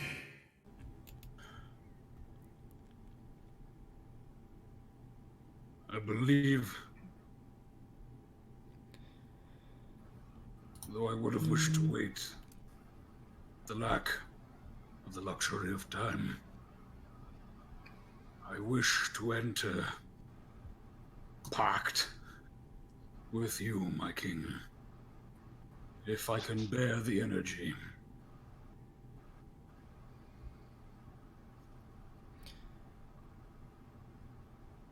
He kind of slowly nods, makes his way down to you, and extends his hand towards you with his palm facing up. If this is a path, a connection that you wish for, take my hand.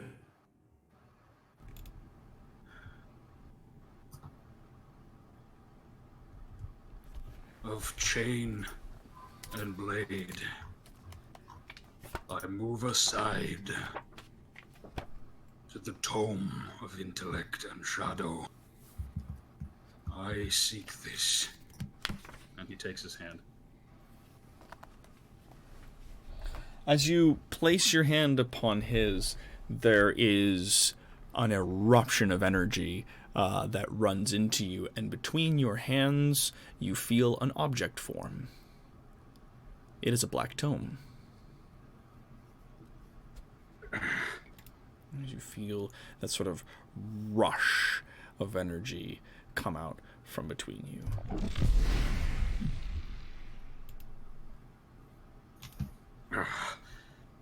The book.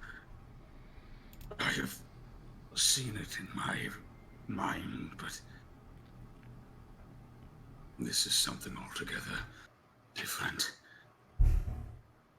So you have seen it, now know that it is real.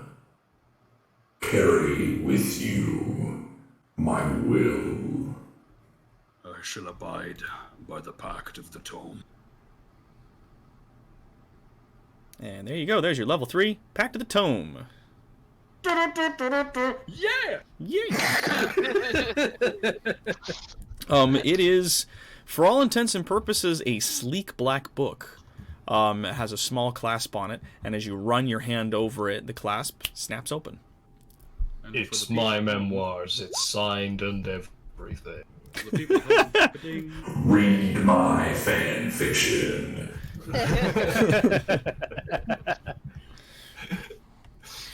Yeah, so as you open it, it's filled with a great many sort of energies and different knowledges and whatnot. And it's the Book of Shadows. Yeah, when you gain this feature, you choose 3 cantrips from the class spells.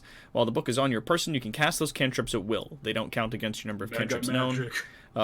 If they don't appear on the Warlock spell list, they are nonetheless Warlock spells for you. If you lose your Book of Shadows, you can perform a 1-hour ceremony to receive a replacement from your patron. This ceremony can be performed during the short and long rest. It destroys the previous book. Book turns to ash when you die.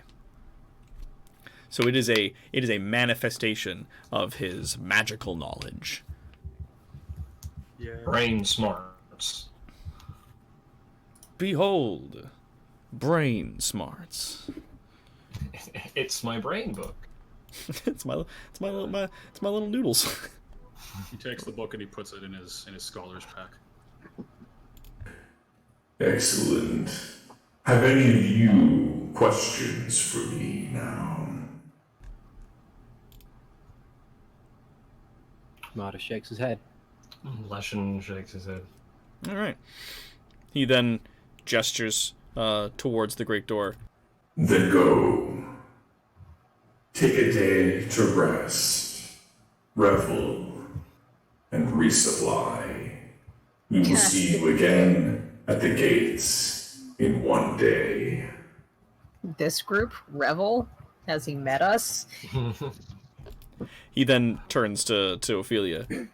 You may stay and speak with me as you wish. She just stands there and kind of bows her head and thanks. Does everybody else exit? Yeah, Leshen Good old Cape Swoosh, like, yeah, it's everyone out. With a flourish! So yeah, you guys head out, and... My work here is complete, but you didn't do anything. Whoosh. The king then walks up the steps and takes a seat in his throne again. He then turns his attention to Ophelia. Speak, my child. I don't know much about where I came from, about where I was from. Most of the memories I did have been replaced with the nightmares, the fear. I only heard poolside tales of this creature of eyes.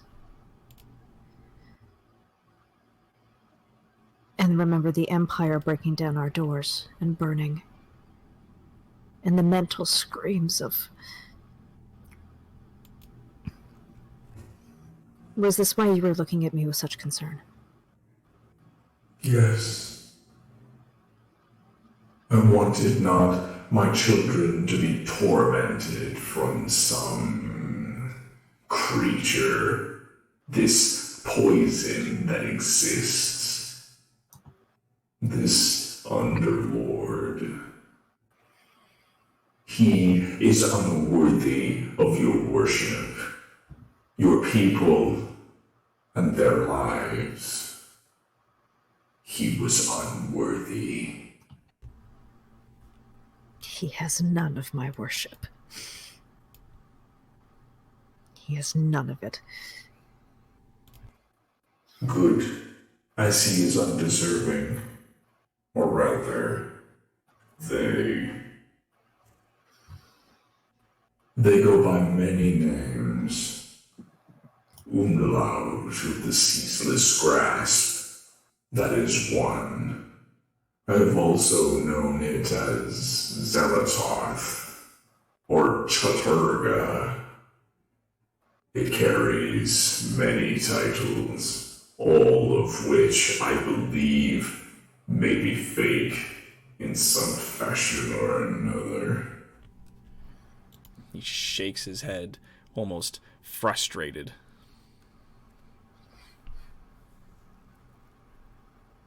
So some relic, some connection to him is the reason why the Empire stormed our gates. Stormed our caves. The Empire sought to persecute your people because they were different. They worshipped a god that was not their god. They took a form that was not their form. That is why the Empire persecutes and murders others. I have no love, no respect for the things they do, the order that they try to impose. But you wish to send me back. I do. I don't want to, but we must. There are relics within that temple, now a tomb. Things that would have been overlooked by members of the Empire. I can feel that they have been left behind. As I am unable to leave my kingdom, I will have to send you. You and the rest of my children will have to go retrieve these relics for me. The few memories I do have, I may need help bringing them back to the surface. Clarifying them, understanding them. There was no context. I didn't know what I was seeing most of the time. I was barely more than no longer a tadpole. You were a child, still so young, so fragile. It does make sense that you would not clearly remember what had happened. Your family had still yet to impose upon you their religion and their ways. I suppose, at least in that small bit, I am thankful.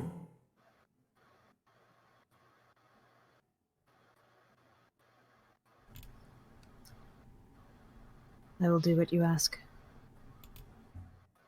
Thank you. I know that it is not easy, but I have faith in your ability to get through this ordeal. You, my child, are worthy. And once you've seen this through, you will then be able to look upon the future with a clear eye and a clean conscience. And perhaps be able to help my siblings better. Indeed. Thanks to you, they grow and live and prosper in our kingdom. I wish to thank you for allowing them out today.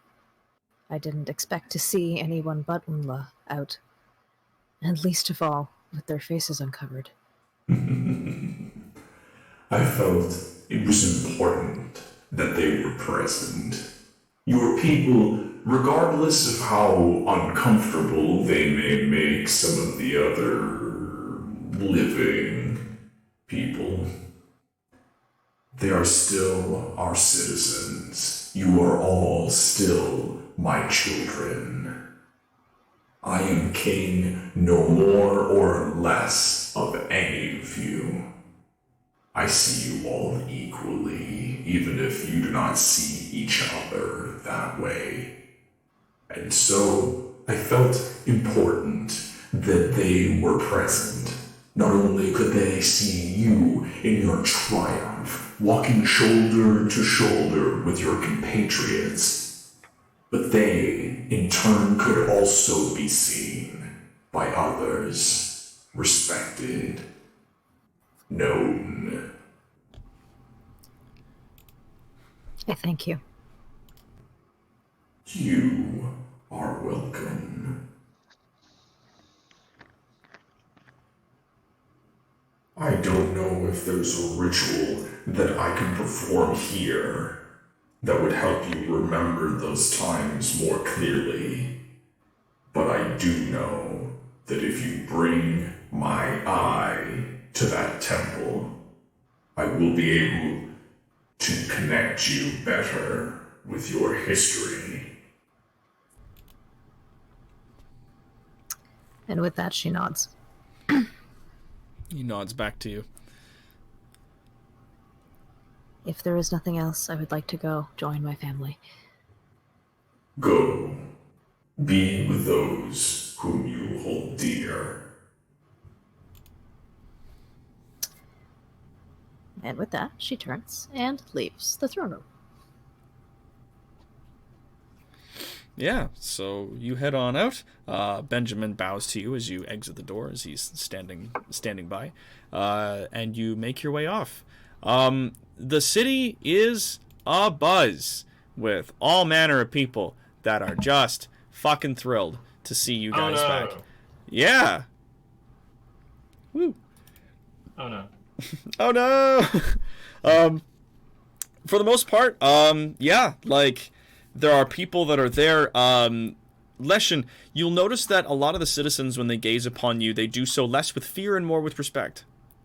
Hey. The people, they avoid you less, and that is, I don't know, you take that however you like. Martis, as you make your way back out of the palace, just outside the palace gates, there is a small congregation of goblins, and they are so excited to see you, and they dance around and ask you a million questions about the surface and about all the things that's going on. Fibge also happily reports that the pale goblins that had been sort of directed to the city by you guys had made their way in and found their residence within the sort of goblin projects. However, they do sort of they are a bit strange to Fibs because they have a much paler complexion and a bit thinner. They are a bit gaunt, but he's very, very determined that that is only because they haven't been eating the right bugs, and that they just need to eat more of the right bugs, and that will help them get better. Of course. Of course. Gowl, as you make it out, the group of all of the sort of the rest of your clan is waiting there, and they're very excited to see you guys. So excited, and they want to sort of welcome you out and sort of walk the streets. And as they slowly, you guys all make your way back to the village that you have out there, they ask you many questions about the surface and things. The chieftain of the Turtle Kuklak, he doesn't ask you too many questions. He more listens to you if you speak, and smiles and nods as he goes along. Ophelia, as you exit the palace as well, one of the guards is waiting for you and escorts you back to the tower where you and the rest of you guys are, the rest of the Illithids and Mind Flayers are living, and happily allows you in, and the rest of them are inside, so excited to see you, and as usual ask you a million different questions about the surface and about all the adventures that you went on, and if you had any tasty brains up there, and... Oh, have I got a story for you?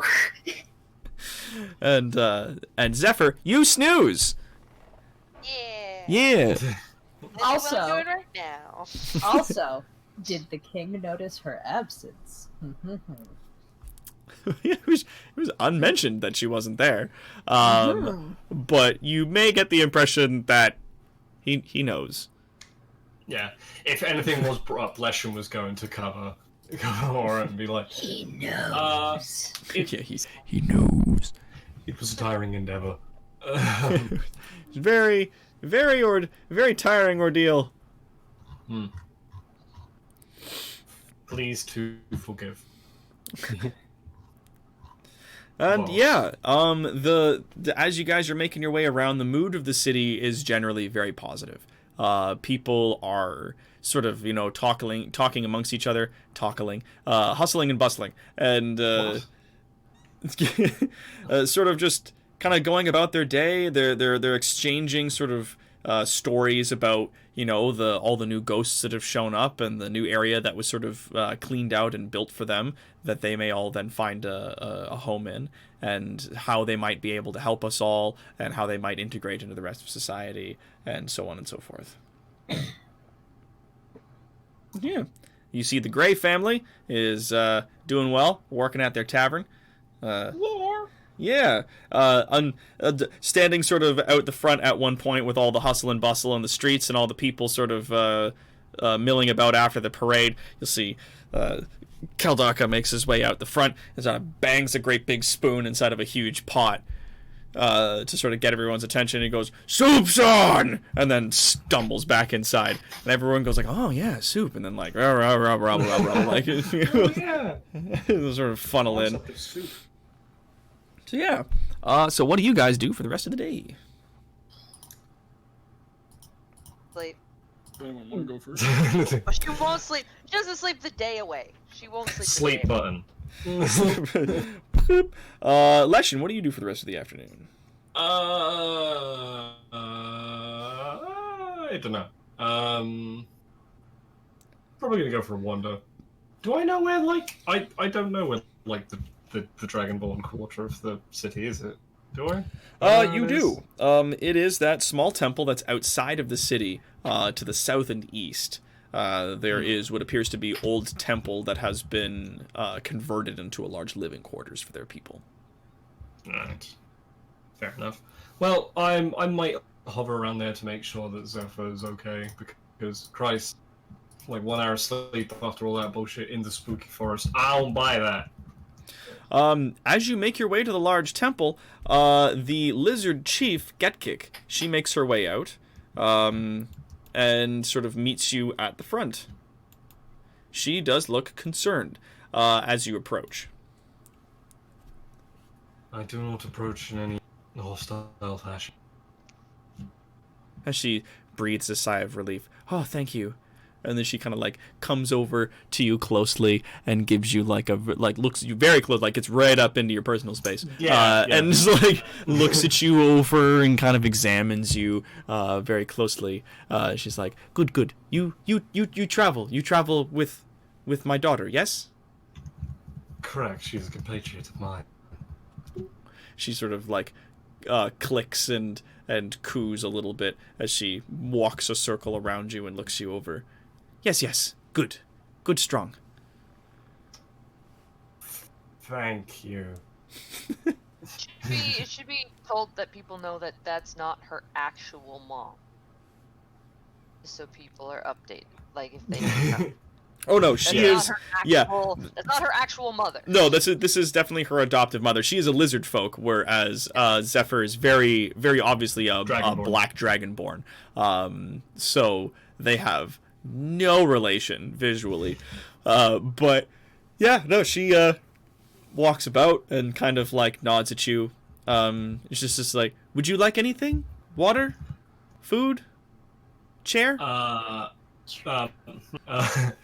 I didn't require those. I had simply come to see if Zephyr was okay. She had departed from the rather extraneous celebration for our return. And she nods and smiles, and the large sort of gaudy, chunky golden jewelry that attaches itself to her horns and around her neck sort of clink and clatter as she does so. She goes, yes, she was very tired, needed to sleep. Good. As long as she is okay. We had run a bit of a trouble in a forest that plagued our nights. Hard to sleep on the surface. That may be, but also I believe the forest was simply magical.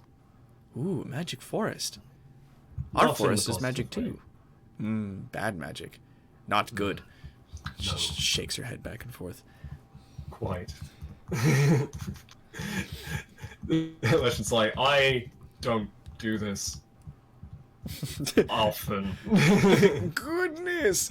So she kind of like furrows her brow, reaches out and takes one of your hands and puts in it a little gold charm. It looks similar to the jewelry that she's wearing, and she like folds her hand closed over top of it and goes, "For good luck, keep you safe." Yes.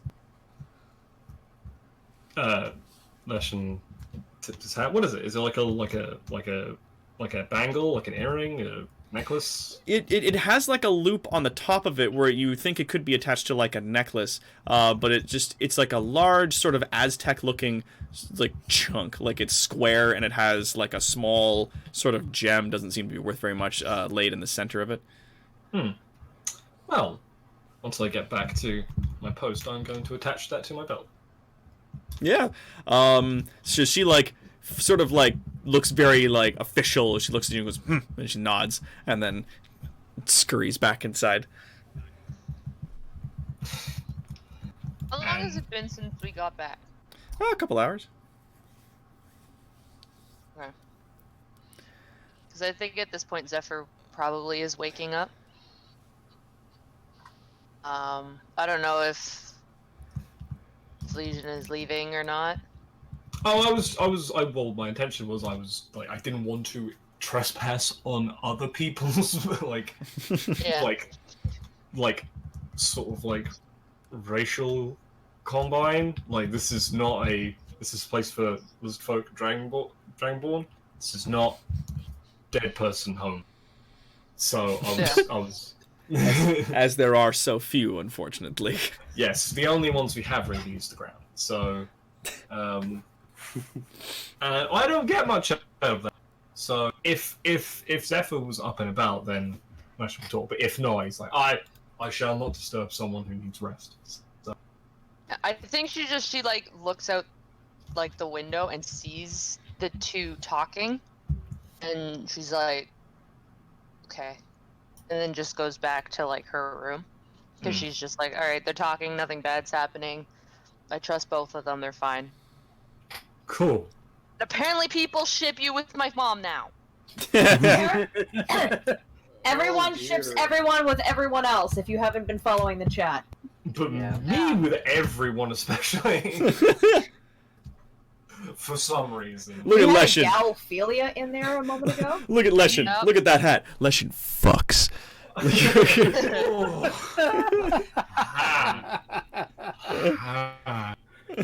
Hard. Ship Zephyr with her bed. Yeah, that's a relatable content. Zephyr X bed. Lesson X raid. The only one that loves me is my dying hatred. Yay! Well, with that addressed and got some fucking fresh swag out of it, time to go back to my patrolling. Got free stuff. Nice. Yeah. Not only does not become Zephyr's dad, that is not happening. Oh, thank you. Good times. Oh, So yes, after you head out, that pretty much concludes your day after checking in and then continuing your patrols. Martis, how did your afternoon go? Well, he'll try and the emphasis on that, to answer questions for the goblins, even though for the most part he doesn't really understand much of what he experienced up on the surface world. And he's not particularly keen on talking about certain parts of it. But after a while, he kind of excuses himself to kind of allow him to be in his own head. And while he wants to go to Shamans, he doesn't really feel confident going there without the advice of Gowl. And I think we lost someone. Sass did put in the D&D group that she thinks Discord. Okay. Pooped out again, so. Alright, yeah. He doesn't want to go to Shamans if Martis wants to come with him. Yeah. So if, yeah, I'll probably see if he can try and find Gowl first before he does anything else. You know, to go to Shamans. Yeah, if you guys wanted to head in like the morning, or something like that, because it's rather late at this point as the sun is setting, and a lot of the city has either closed up most of the shops or just kind of taken the day as a holiday. Things should resume as normal in the morning. In that case, then he'll go find Gowl in the morning. But in the meantime, he will head out to another little spot in the woods just outside the city limits and continue practicing with the hammer and contemplating the hammer in and of itself, just wondering exactly why he feels supremely confident with it. Yeah. As you head out into the woods, the goblins sort of bid you good afternoon, good evening, as Fibs was sort of assistant in that he's been to the surface and so can kind of fill in a lot of the things that have been seen and sort of describe a lot of the things that went on and sort of help you out in sort of conveying that knowledge to the rest of the goblins. Very excited, obviously. But yeah, then they bid you a good evening as you head out into the trees and swing around your hammer. And they're all it goes well. As you're kind of swinging it around, like, it feels good in your hands, and you feel that connection to it. Every day that you have this hammer with you, you feel more and more familiar with it, with its weight and the little details of it, the way the handle feels in your hands. Excellent. Yeah, he kind of just revels in that for the moment before he eventually retires for the evening. All right. And Gowl, about yourself for the rest of the evening. Myself.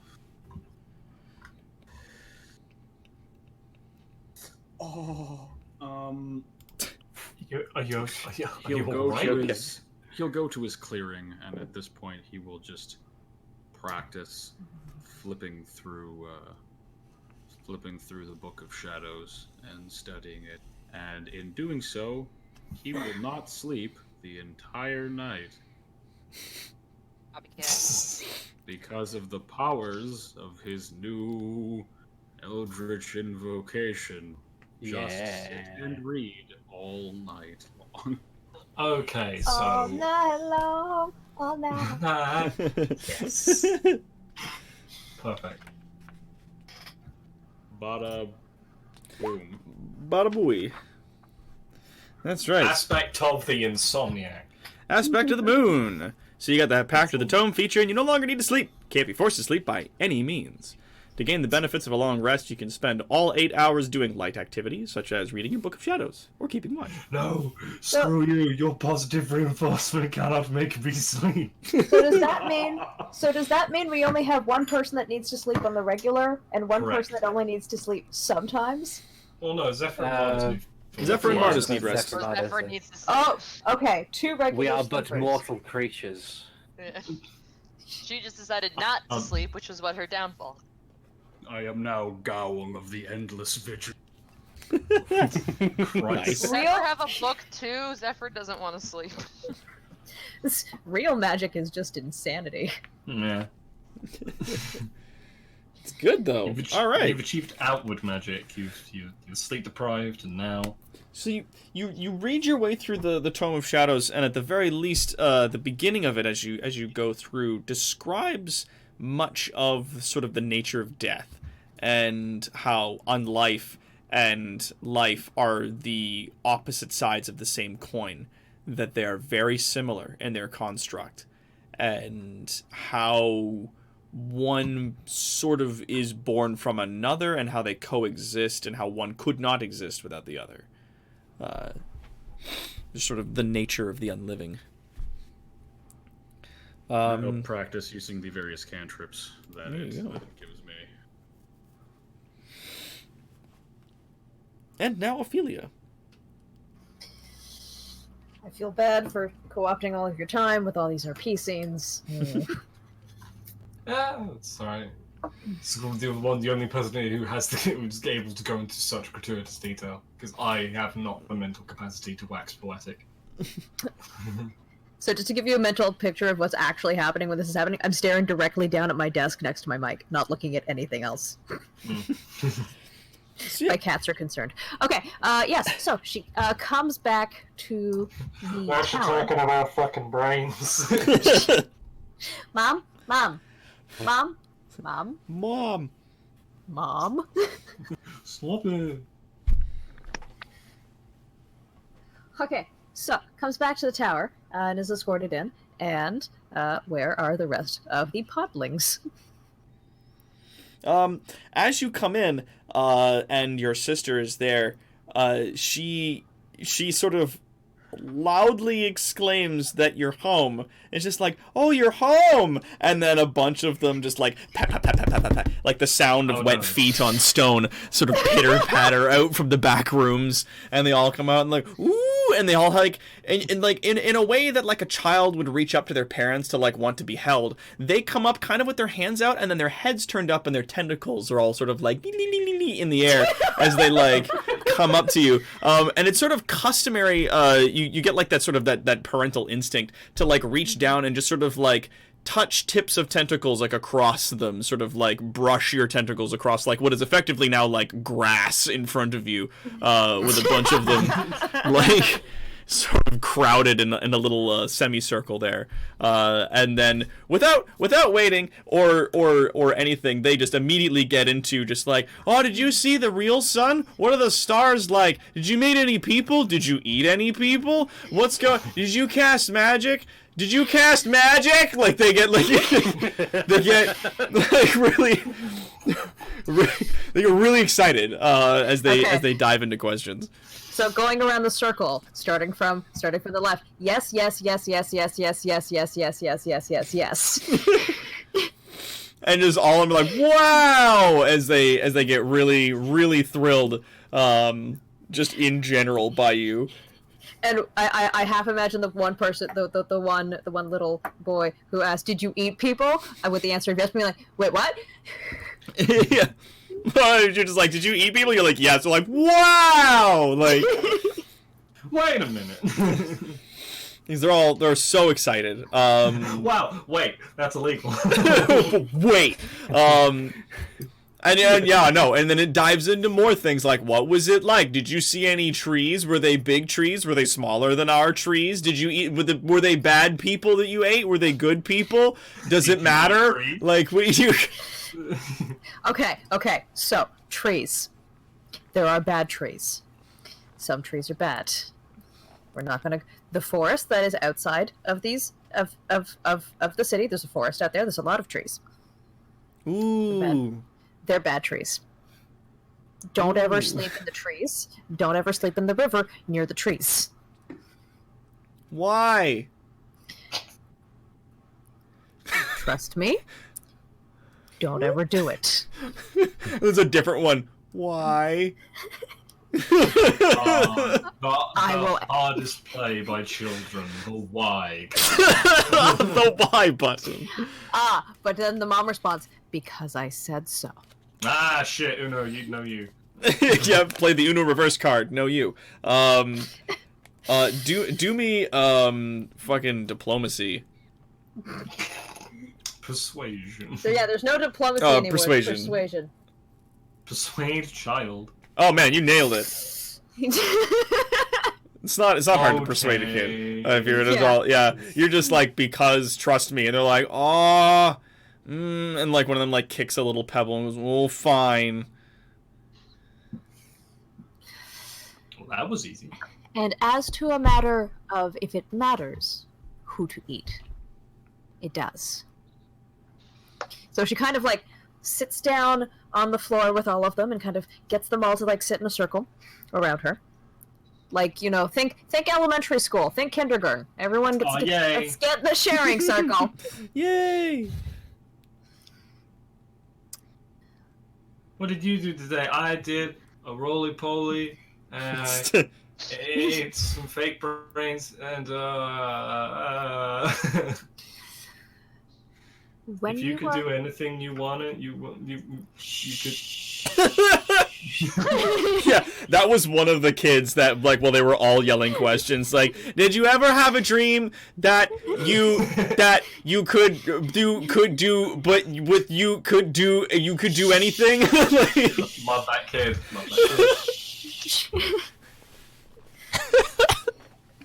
If you are ever given a chance to actually consume a real brain, it has to be done in certain conditions. No one who lives within this city, within the city at large, anywhere within the tomb, should ever be consumed. Understand, all of you? And they all nod. Yes. Even when outside the tomb walls, not everyone is correct to be consumed. Some people are good, just like the people who live here. They're not necessarily all ogres, or trolls, or orcs, or anyone. However, should they attack you first? Should they be aggressive, and should it be done with exceedingly negative intentions? Well, should they go down at your hand, or at the hand of anyone? And left? Well, then it's time for a snack, kids.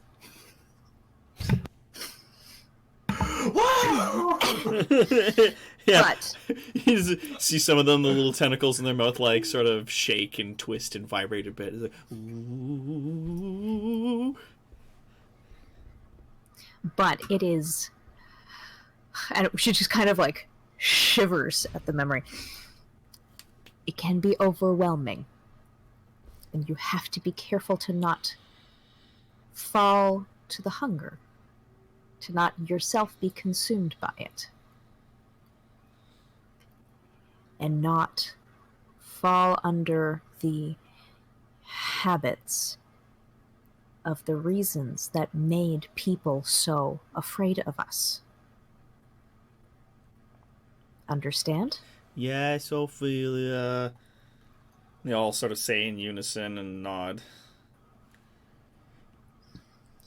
because there are reasons why people are afraid of us. Not just the surface, not just the Empire, but also the people down here.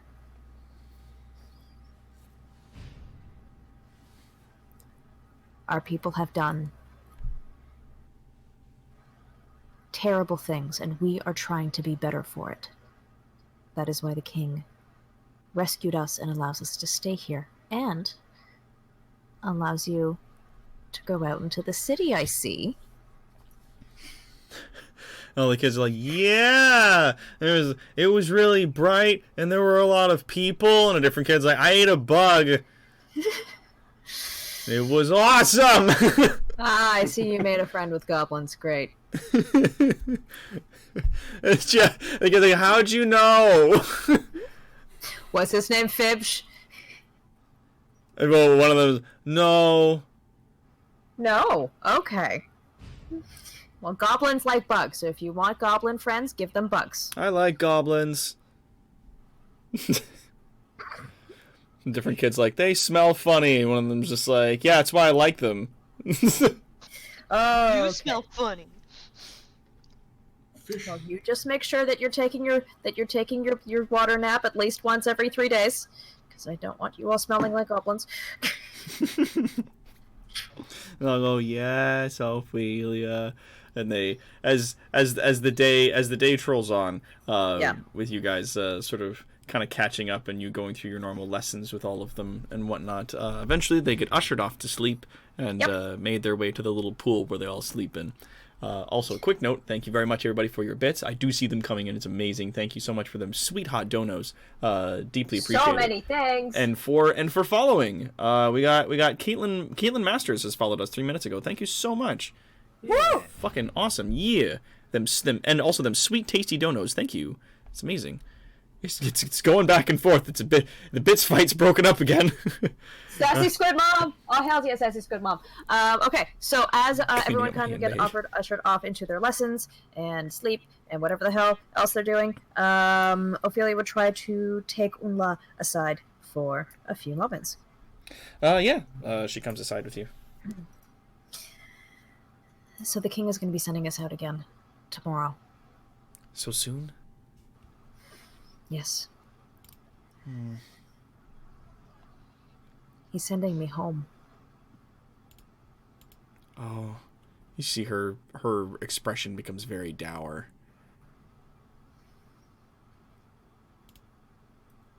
And I found out some things. Like what? That the rest of the colony, they followed another power. Another power? One that the king wants destroyed. Do you think that's why the king brought us here? Perhaps one of the reasons. I hope we get to keep being safe here. I don't see the so long as you do what is allowed and don't try to step too far out of line, I don't see there a reason not. But I am worried that if I do not come back from this, at least not the same, I want you to watch out for the boys. And she nods. Okay. I'll do what I can. Do you remember anything from back then? She shakes her head. No. Good. It's probably for the best. She, nods. Yeah. I wish I knew some of who we were before we lived here. Well, perhaps I'll be able to come back with stories. Good. I'd like that. And she smiles and then sort of bows a little bit, and I'm gonna head to sleep and I'll see you tomorrow. Maybe we can spend some time together before you have to leave. I'd like that. And she smiles and waddles off to one of the pools. Mhm. Ophelia would stay up for a little while longer, just kind of like looking out over the city, trying to write down any memory that she remembers before she would go off to the pools herself. Holy shit, Claire! Yep! Christ! How much is that? That is... That's a lot of bits. Well, he put in 6,489 bits so far. Also, That's Claire, gonna help us pay the internet. Claire changed their name to Claire Sales a Kidney. Claire X. Oh, no, that was sells a kidney. It's 1,000 in human money. 1,000 bits is about what? It's $10. Yeah. So altogether, that's like just about $65. I need $65. Yeah, well, because we're like having taken the time off that we did to take that week in London, and then being at Montreal Comic Con has kind of put us in the red a little bit here at Evil Inc. And we're a bit behind on paying the internet bill. We're gonna need to catch up on that. So a lot of these bits donations are gonna be super helpful in helping us get back on track with that. Thank you for the bits. So thank you everybody so much for your donations. This is amazing so far. This is Oh my absolutely god. fantastic, guys. We'll take my share at the end of this stream. You're breathtaking. I'll take my share at the end of the stream. No. I'm just catching up. I have an image of Ophelia and Martis organizing a play date. Oh no, it's now Squid Gobble Lizard play date. Nice. With all the lizard. Yeah, there it is. I just saw it. Oh, that's adorable. That is so. Yeah, selling one kidney. Goes into fucking RuneScape selling kidney. Kidney. Looking Selling for kidney. girlfriend, selling kidney. But yeah, so that would be so adorable if you guys got the goblins and the Elithians and the little lizard people together. So it'd be Martis, Ophelia, and Zephyr. Zephyr's mom off to the side watching, just all of us be standing back and like, look at the children. This is weird. There's just Gal over here like, I have no parents. Yeah, you not say that, and then Gulak is gonna come over like, that's where you're wrong, fucko. Uncle Grandpa. God fucking damn. Okay. Fuck. Oh god. That's where you're wrong, fucko. Just like a bunch of tiny turtles like walk over to play with everybody else, and the grandpa turtle just keeps prolonged eye contact with Gowl, just like raising his eyebrows up and down. Those are my kids. Oh, dear God. Chieftain Kuklak fucks. No, my Discord didn't die to save me this time. Shit. Ah, shit! We have to move on, please. I can't die now. It was me, the other England. Okay, Oh god. let's move on. Yep, moving right along. All right, so moving on. The next day comes around, and things are pretty straightforward. Like things are still pretty jovial as things go. Ophelia, you, for the time that you have, because you guys are going to be leaving early the next morning, and you're given this sort of one day to kind of settle up what it is that you need to get done. You have the day to spend with your wee sis, with little Unla. You have the afternoon, and you guys can, explore the town and walk about and look through shops and things like that together if you'd like. Sure. Ophelia would keep her hood up, but not necessarily as far down, but she would keep her veil up because she feels uncomfortable around everyone else. Just curious as to what Unla would be doing. Unla does the same. She mimics a lot of your behaviors and movements. And as you guys kind of move around from place to place, a lot of the people that do spy you, more or less recognize you from a distance, as your people are rare, so they know that you, being the tallest and largest of your people, are Ophelia. And they politely nod or wave at a distance and then go about their business. There's not a lot of sort of suspicion or fear, or at least as much, following you as you make your way about town. She feels weird about this. But as they kind of just go around town looking at like different bookshops and gem shops and, you know, talking about things, she would bring Unla to Gray's. Yeah, no, you guys go to Gray's. They're happy to receive you. They give you whatever it is that you guys are asking for. Any food or water or whatnot. Teapots of water. Then they're happy to supply. I just want to try to get through this because we got about 15 more minutes, and I want to get you guys on your way. Not doing much else other than maybe going to see if Fibsh has more edible supplies for me. Unfortunately, he does. You get there, and it's a Goober and Gobble's supply shop. You see little Goober, the goblin. He's there, and he's got his little toad gobble on his head, and they welcome you in, and he just goes, "Oh, good, it's you again. Okay." And he just goes over and he gets another crate full of small jars and bags of either preserved or dried brain pieces, and he shuffles it over and puts it on the ground and goes, "There you go. You could just take it, please. Nobody really buys this. Please have them. I get these shipments in from some people for you, and boy, I wish they'd just give them to you directly." It doesn't sell well. I do appreciate it, Gubber, and she just kind of like tries to hand him 4 silver. He'll gently take it and be like, "Oh, thanks for the trouble. Yeah, no, that's good. It's always good doing business with you. You seem."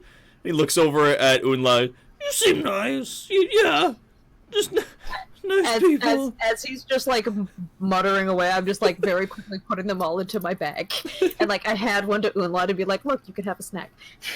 She is elated as she takes it and tries to resist immediately eating it, and sort of tucks it into her robes with the notion that maybe she'll break it into little pieces and share it with people later. Goober for president of Autometh. Oh boy. That's really all she gets up to. Cool. Yeah, no, you spend the rest of the day kind of walking around and talking with your sister and having a good time. Zephyr, what do you get up to for your day? She's awake. Finally. I usually she slept for hours. No, she didn't. She spends a bit of time just at home with everyone and stuff like that, and then makes her way like back into the town and stuff like that. Mm-hmm. Just to be like, yeah, you kind of missed something. So she's like on the lookout for anyone who is around to be like, what's going on? Yeah. When you were at home, everybody was really happy to see you again and to see that you're alive and that you're not injured. And they made a sort of pile where they all cuddled together and like made a great big ball around you and like snoozed for the time that you were home. Big old cuddle puddle. But now you're up and about and wandering around the city. Martis and Gowl, you guys were heading to Shaman's. Did you guys meet up in town? Yeah, like I'd go into like the center, like the main square of town and wait up for Martis. Yeah. So as Gowl's waiting there, Martis, you eventually make your way into town. Yes. Yeah. Yeah. So then you bump into Gowl, and Zephyr is also present. We Shanghai Zephyr. A mild and light absconding. You guys take Zephyr, and the three of you head shopping. What? What do you say? Pulls up in a shitty horse-drawn cart. "Get in, stupid. We're going shopping." Get him, I bitch. think I need to go back to sleep, or I just didn't wake up. Yeah. Oh no, I'm back in the forest! You guys all head up to Shaman's. Leshen, are you in and around that area? Did you want to go along? Yeah, probably. I'd probably be like patrolling and then be like, my favorite gaggle of dorks. You almost said friend. I almost did, but I stopped myself to maintain my. Shut up! I'm your friend, you fucking gay. Friends. Like, Jesus. Yeah, you guys all head up to a sort of. I like to imagine like we're going shopping and it's like, hey nerds, what's up? I heard you guys talking shit. Oh god. But yeah, you guys all meet up, and yeah, you head up to that familiar alley in sort of a darker, mustier part of the city in sort of midtown, and you make your way up to the enchantment shop known as Shaman's. And you knock on the door in the back a few times, and the door creaks open on its own, and inside, behind the large table in front of like a big hearth with a large cauldron with other intricate things sort of boiling away, you see a troll. Long red hair and the glowing gold eyes, the big tusks and the bones woven into his jewelry and his skin. He goes, "Ah, my favorite patrons, come in, come in." Good to see you in one piece, Shaman. Of course. I wouldn't be in more than one piece any more than you would, I imagine. Indeed. We have returned from the surface and have a few of the things from your shopping list. Ooh. And he kind of leans forward on his desk and taps his big meaty troll fingers on the table. Dude, we got a brood off going right now. He puts the caterpillar cocoon, the 4 grasshopper legs, the 10 pairs of halfling eyelashes, sorry, and the pieces of stained glass on the table. Ooh. Does anybody else join in putting the items down? I'm remembering what stuff that should be on your list. It'll be the random garbage that you picked up. I don't think I ever got anything. I think all the Zephyr has stuff never- from Shaman's Lift. Go. I was gonna say, I think all the stuff from Shaman's Lift that Martis ever found would have been with given to Gal, which I think we had a feather of some kind, a blue feather. Yeah, bluebird feathers. Yes. Yeah. So let's go down the list here. You got them black onyx stones, yeah? Mm-hmm. All right, so we got those, and we got some of that bone dust. Bone dust, yeah. You got that black silk. Mm-hmm. Caterpillar cocoon. You got a grave dirt, bluebird feather, halfling eyelashes. You got those. Grasshopper legs. Did we find the grasshopper legs? Yep. Yeah, I have find them in the forest. 4 marked off here. Goddamn. Let's see. Dried holly berries, honeycomb. Don't think so. No, I don't think we got that. You didn't find any jade dust, but you did find a few jade gems. So just like if you want to crush this, yeah, it's pre-crushed jade. Stained glass from a church window. Got Stop that. Yep, we got stained glass from church window. I don't think we have much else from the bottom. Did we find any mandrake in the forest? No. Snake skin. Pretty... I don't think we found snake skin all the time. There is witchwood we got from the altar. The altar. You did get the witchwood and the yew and leaves. Did we get some certain ash from Grimtorium? Yes, you did. Cool. Did you get the yew leaves as well? I don't think we got yew leaves. I thought that was one of the items on the altar, but it was yew leaves and witchwood that we got from the altar. Yes. And then there's jade pieces in there.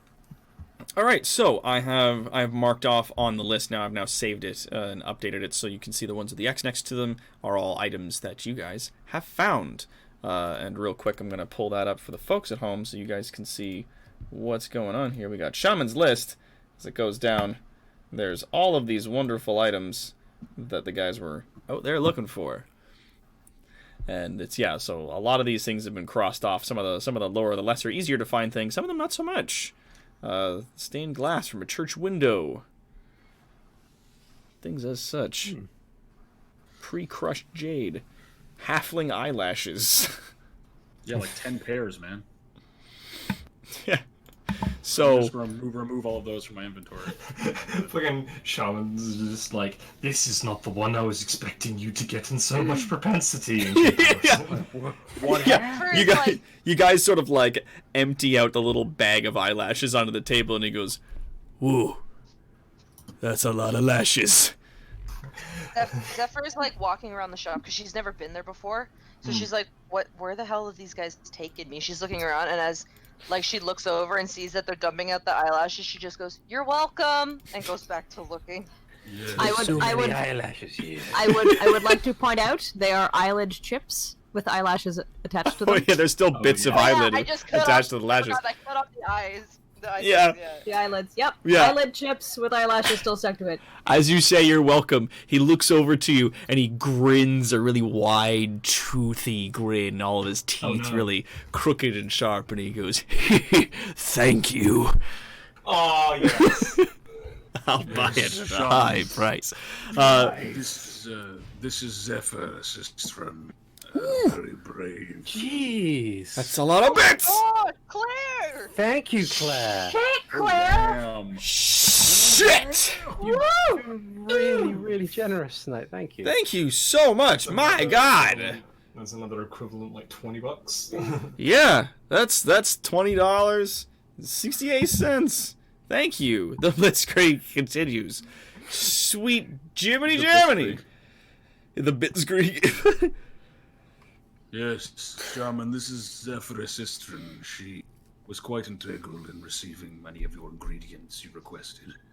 He narrows his eyes suddenly. He goes, "Wait," and he shuffles out slowly from behind behind the desk. He's a troll, so he's quite tall, lanky in stature, but he's hunched himself to make himself lower than Zephyr as he approaches her. And he comes over and he goes, "You're from Dragonkind, aren't you?"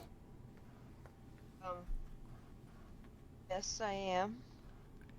How much would you be willing to say is compensation for some of your scales? Well, I should just go square up.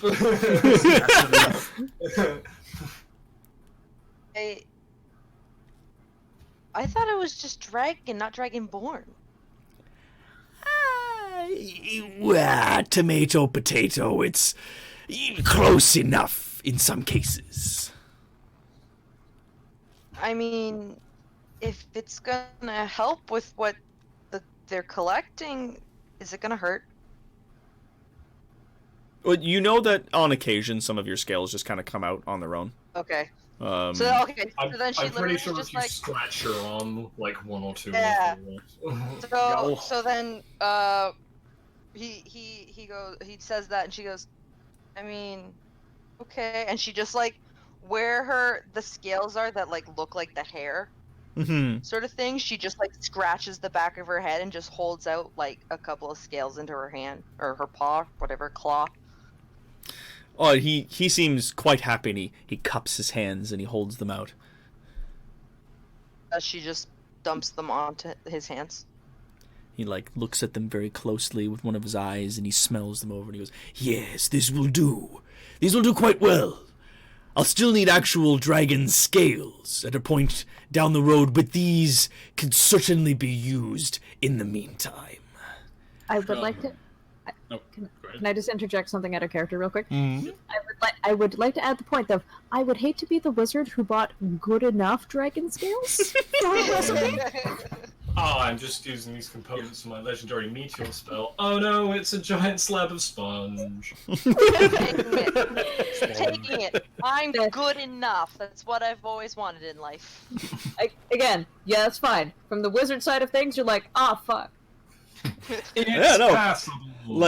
he's still gonna need dragon scales from you guys, but the scales of a dragonborn can also be used. They're also magical in nature, and still finds them very good. He kind of counts through the different scales in his hand. He goes, "These are good quality, very fresh.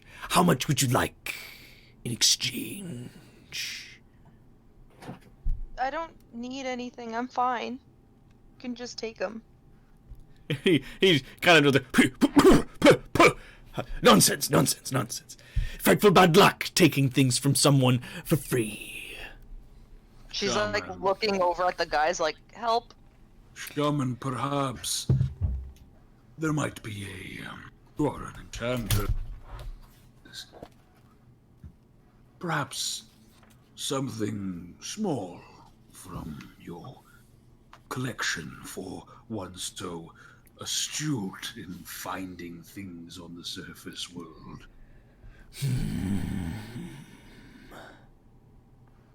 And he places the scales on the table and he kind of counts through each of the items that are there. How about a discount? I could get you something cheap.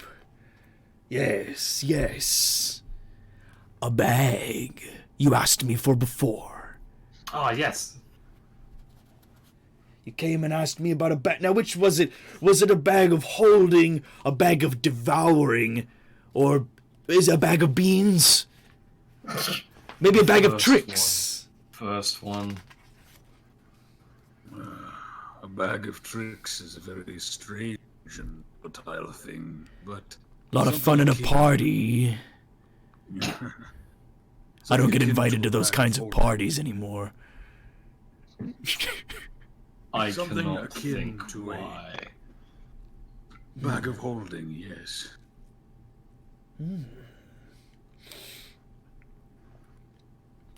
Sure you don't want those beans? I'm fine, Enchanter. He smiles, a big toothy grin. He goes, "Very well. A bag of holding. Yes. He kind of rummages through some of the things he has behind his desk and he brings it up, flap, on the table. And I'll throw in a couple of those beans for good measure. Throw in a couple of beans for good measure. Puts them in the bag. No. No. Cool, now they're lost in Hammerspace. What would you sell this wondrous item for? Well, normally, a bag such as this would be worth well over 100 gold. But I'd be willing to say,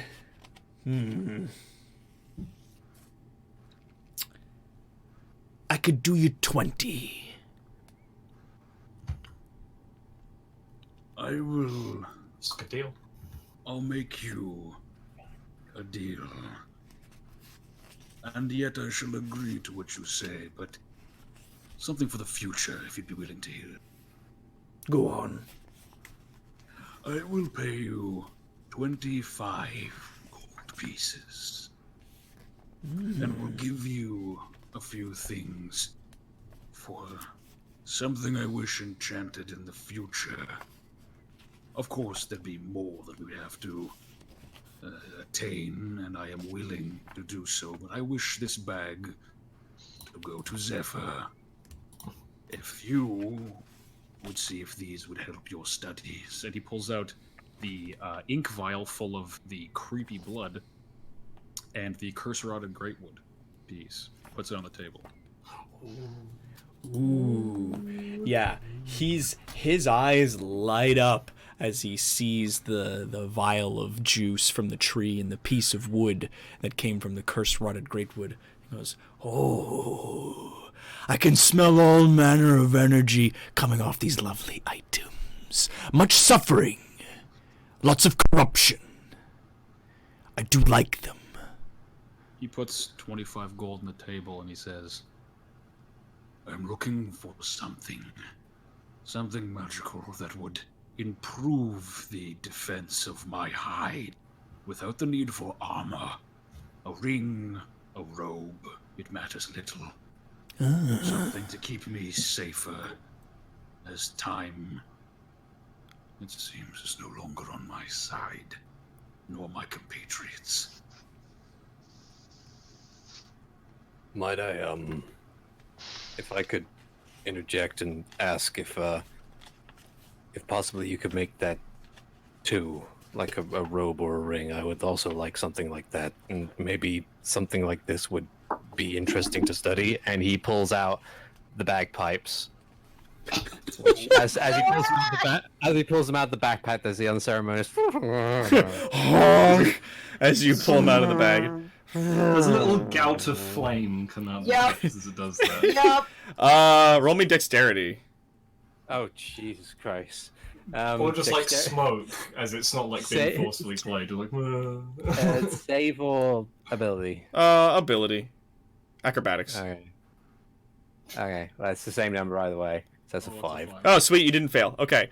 God, I'm like, I would make it like something low, like a 5. And you're just like dead on the money. 5. I'm like, wow. So you take it out of the bag, and it's just like you're holding it by one of the tubes, and all the other bagpipe horns kind of like flop down and go like honk, and one of them goes pfft, and like a bit of fire spoots out of it. But it's not dangerous. And a mixture of wonder and confusion crosses across Shaman's face as he looks at it. He goes, "What in the hell is that?" We were hoping you could tell us. Yeah. we were accosted by a halfling wielding this. I've never seen anything like it. Neither did any of us, and thus it was cause of great concern.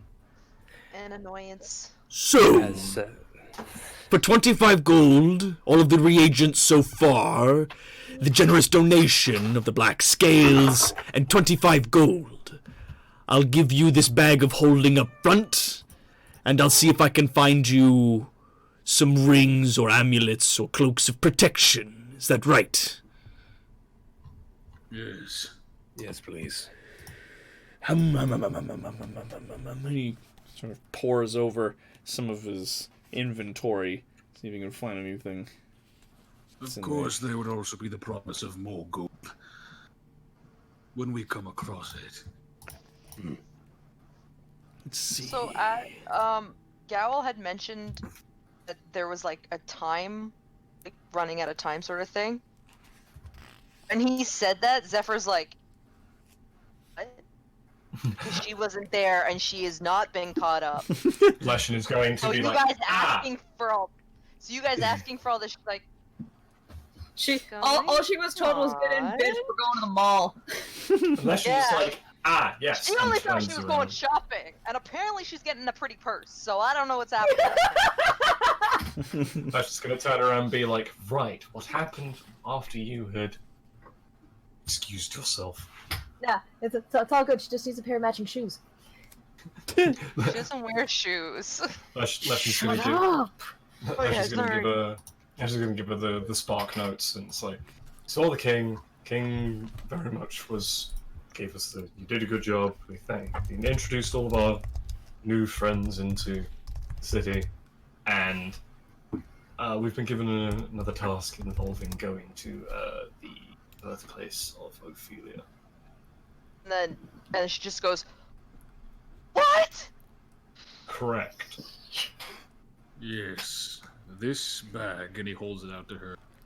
You are quick and move through the shadows swiftly. This should help you scoop up what is left behind by those overworlders too unaware to not watch their things. And he gives her a wink.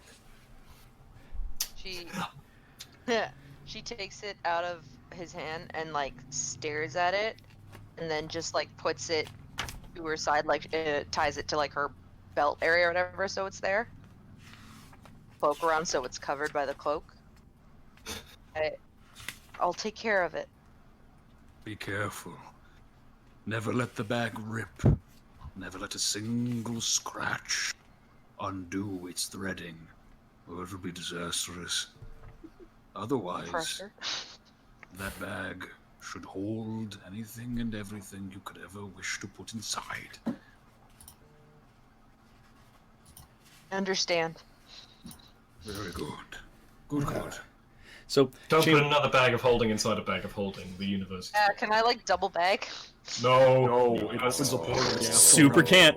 If you mention that out loud, Shaman is like, no. All right. So, Shaman's pouring through some of his inventory and says, "I've got here with me a few of these rings. As a matter of fact, I happen to have 4. You just need 2. They'll protect you. That's for sure. But they are very rare. Very hard to make. These rings."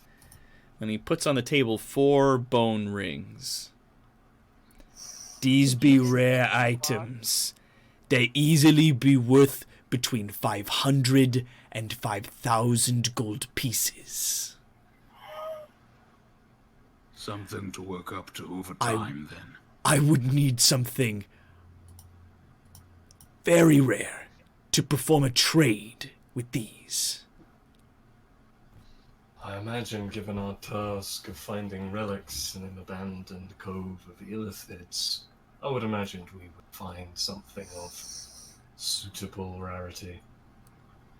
Let us hope.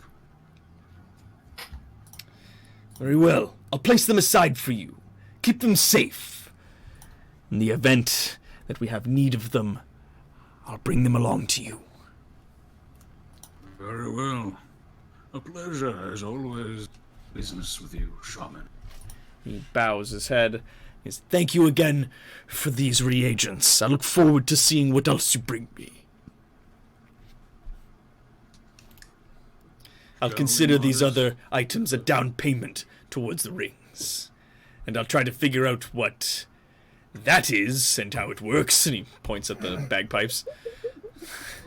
"Just put it on the floor. Don't just leave it in the open. I don't want to get too close to it just yet." Tempted to fucking elbow drop the thing and see if it explodes. Just shoots a fireball into a wall. The whole place blows. So yeah, you guys get what you're after, and that I'm gonna wrap that up. Unless anybody else has anything that they want to do for the day, we're gonna wrap that up as the day. There's one more thing I wanted to buy from Shaman, which is a little less. Martis would kind of, at one point, kind of like at the end of the discussions, look down and flex his finger, or watch him look at his hand, flex his fingers, and be like, "I was wondering, you wouldn't happen to have something simple to keep reagents, components in that I could store on my belt, perhaps?" Glass bottle. Like a bag? Well, something separate from the bag of holding, obviously. Like a smaller bag? I guess. he kind of like basic. Yeah, I got. He's basically asking for a component. You want the pack. beans? Yeah, no, he like. Hold on. You want these beans? I got these beans if you want them. I don't think I could make use of those beans. Best I'm sorry. beans in town. I don't doubt that, but I don't think I'll be able to make use of them. Beans, greens, potatoes, tomatoes, and light. You make me sad, Minotaur. Nobody likes my beans. Very well. Oh my Me gosh, and how Sean. much are the beans? Me and Someone Shaman's take the beans! Why, Me how and much are the Shaman. beans? They are, in fact, a bag of magic beans. They do some things that I'm not going to explain to you unless you buy them. Why? So I'm asking how much are they? you're actually asking Shaman? Yeah. Actually, Zephyr goes up with how much are the beans? How much are the fucking beans, dude? Oh god. Me and Shamans at 2 a.m. looking for beans. Calling it right now, Martis.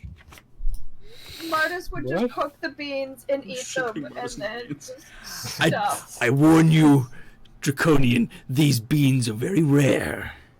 For me to come across them was very difficult.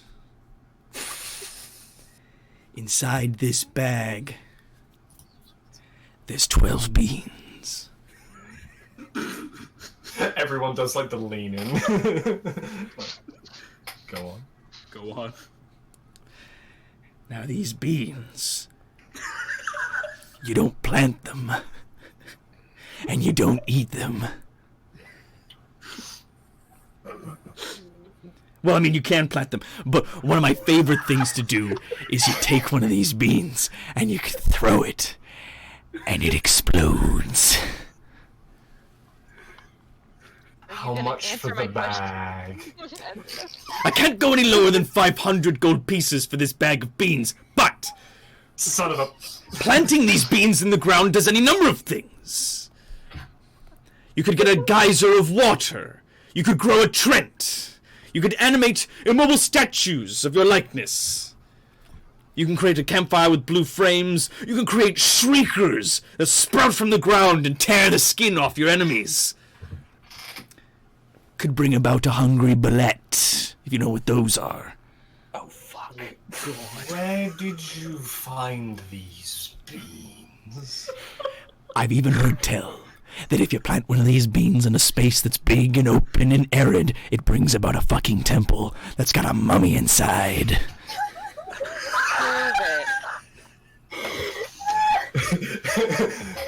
Well, there's that one story that grows a great big beanstalk up to the clouds and you gotta fight some giants for a bunch of treasure and a giant goose, but I've never seen that one. Her standing there and she's like, prove it. Lesha draws in. Bet. I was gonna say, it was like, this Hold they on. kind of get. What's that? Sorry, insight check.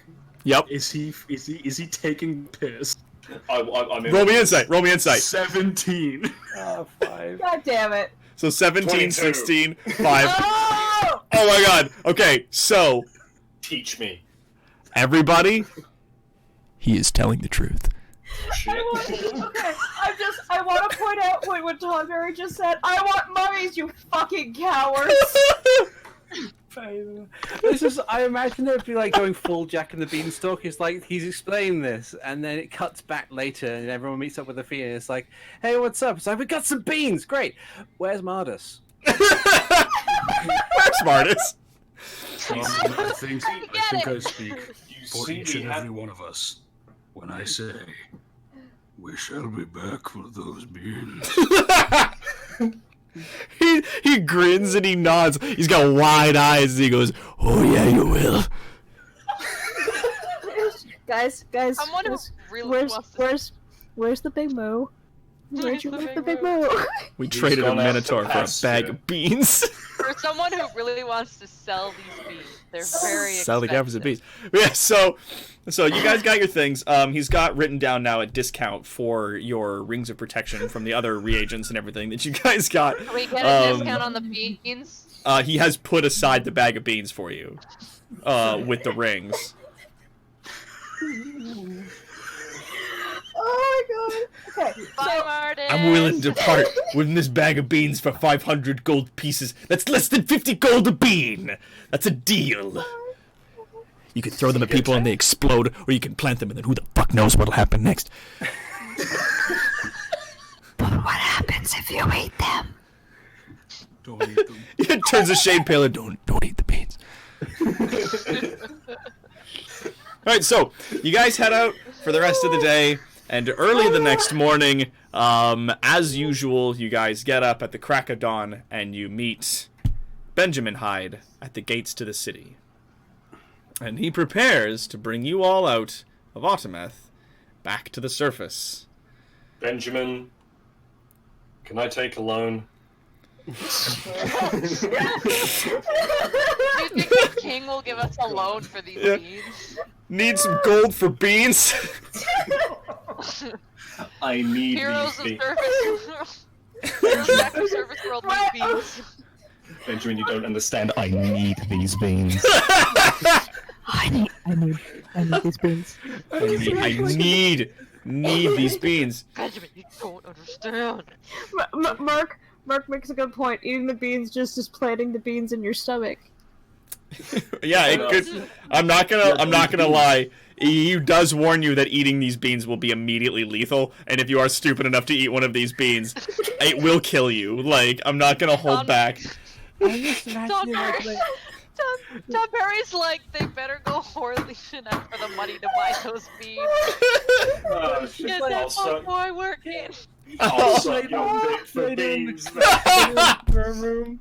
We just have like Satyrus is like, so what is the budget for this day? And it's like, well, we got these beans, and it's like, beans. Like, now hear me out. And now, before you get upset, hear me out about these beans. Smash cut to Benjamin with like the Always Sunny like chalkboard with all the things like connecting together, and he's like, So we get swindled. So we got a geyser of water, guys. That's water where there wasn't any before. Or maybe a temple with a fucking mummy in it. Leshen like stalking like a criminal down. He's like, no, please don't. It's like, oh, I'm not going to kill you. I'd like to think I'm gonna feed someone, you this bean. like, I'm gonna suck your Someone- dick for beans. someone goes to plant it, but they accidentally trip and it falls and it explodes, and they go, "Aww," and like that was the mummy one. It's like, Hashtag me. Oh yes. It's like a fucking grenade when it goes off.